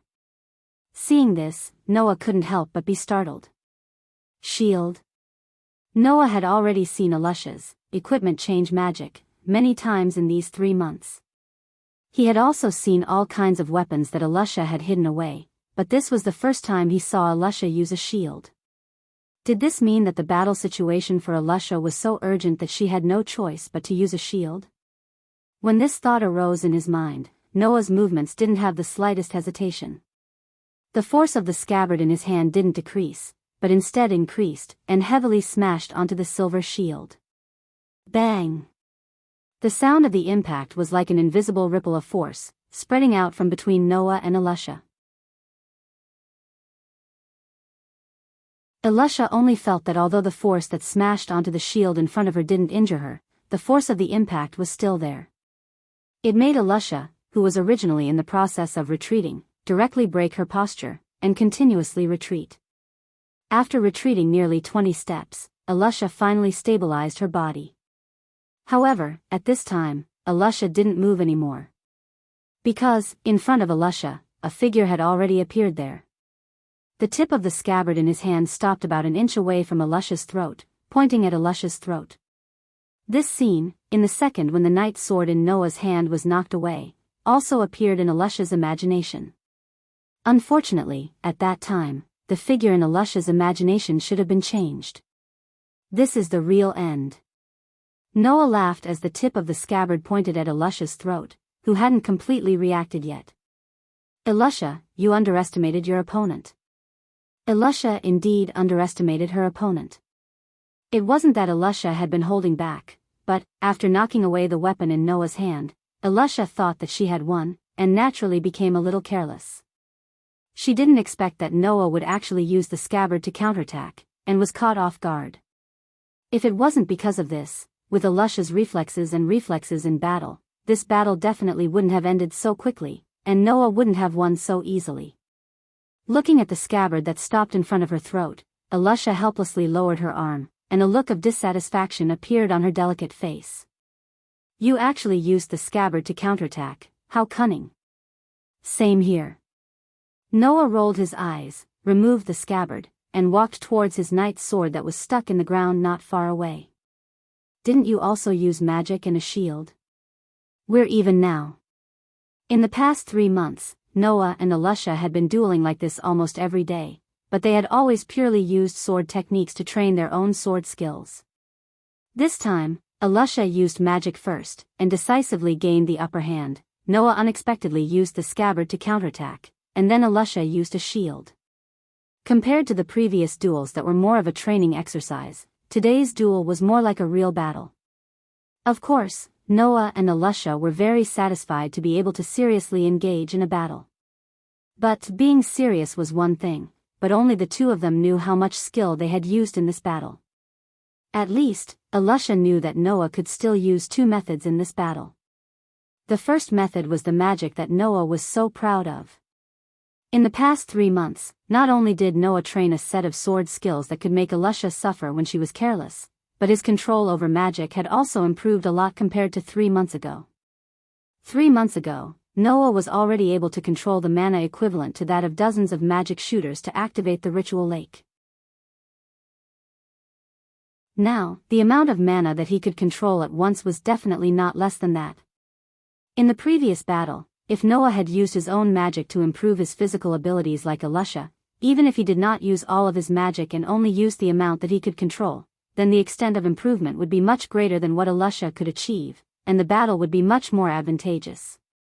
The reason why Noah did not use his magic and kept saying that he could not use his magic casually was because of Noah's own concerns. Alusha often heard in the guild that Noah had just been adopted by Makarov for a while, and Noah was so agitated that his magic went berserk, causing the entire guild to almost be destroyed many times. Because of this, Noah would definitely have concerns in all aspects before he could fully control his magic. Moreover, his opponent was Alusha, not an enemy, but a companion that they could learn from and improve together. Therefore, Noah would subconsciously not use his magic in the battle against Alusha. As for the second method, Alusha's gaze slanted towards the dazzling knight's sword that Noah had just picked up. Sensing the faint traces of aura on it, she recalled the scene when Noah truly used that sword in front of her for the first time. She laughed bitterly and began to evade the topic. I didn't think that you, who couldn't even see the trajectory of my sword 3 months ago, would be able to keep up with my speed and even defeat me 3 months later. You're admitting defeat just like that? That doesn't sound like something you would say, does it? Noah waved the knight's sword in his hand and looked at Alusha provocatively. How about it? Let's have another round. Of course, no problem. Alusha responded firmly, and then changed the topic. Although I really want to say that, I just went to the guild, and the guild leader asked me to call you back. Back? Noah was stunned. What's wrong? Alusha smiled sweetly and said, we have a new companion. You're tuning into the Journey of the Soul YouTube channel. Don't forget to subscribe and join us on this journey to catch the most captivating stories.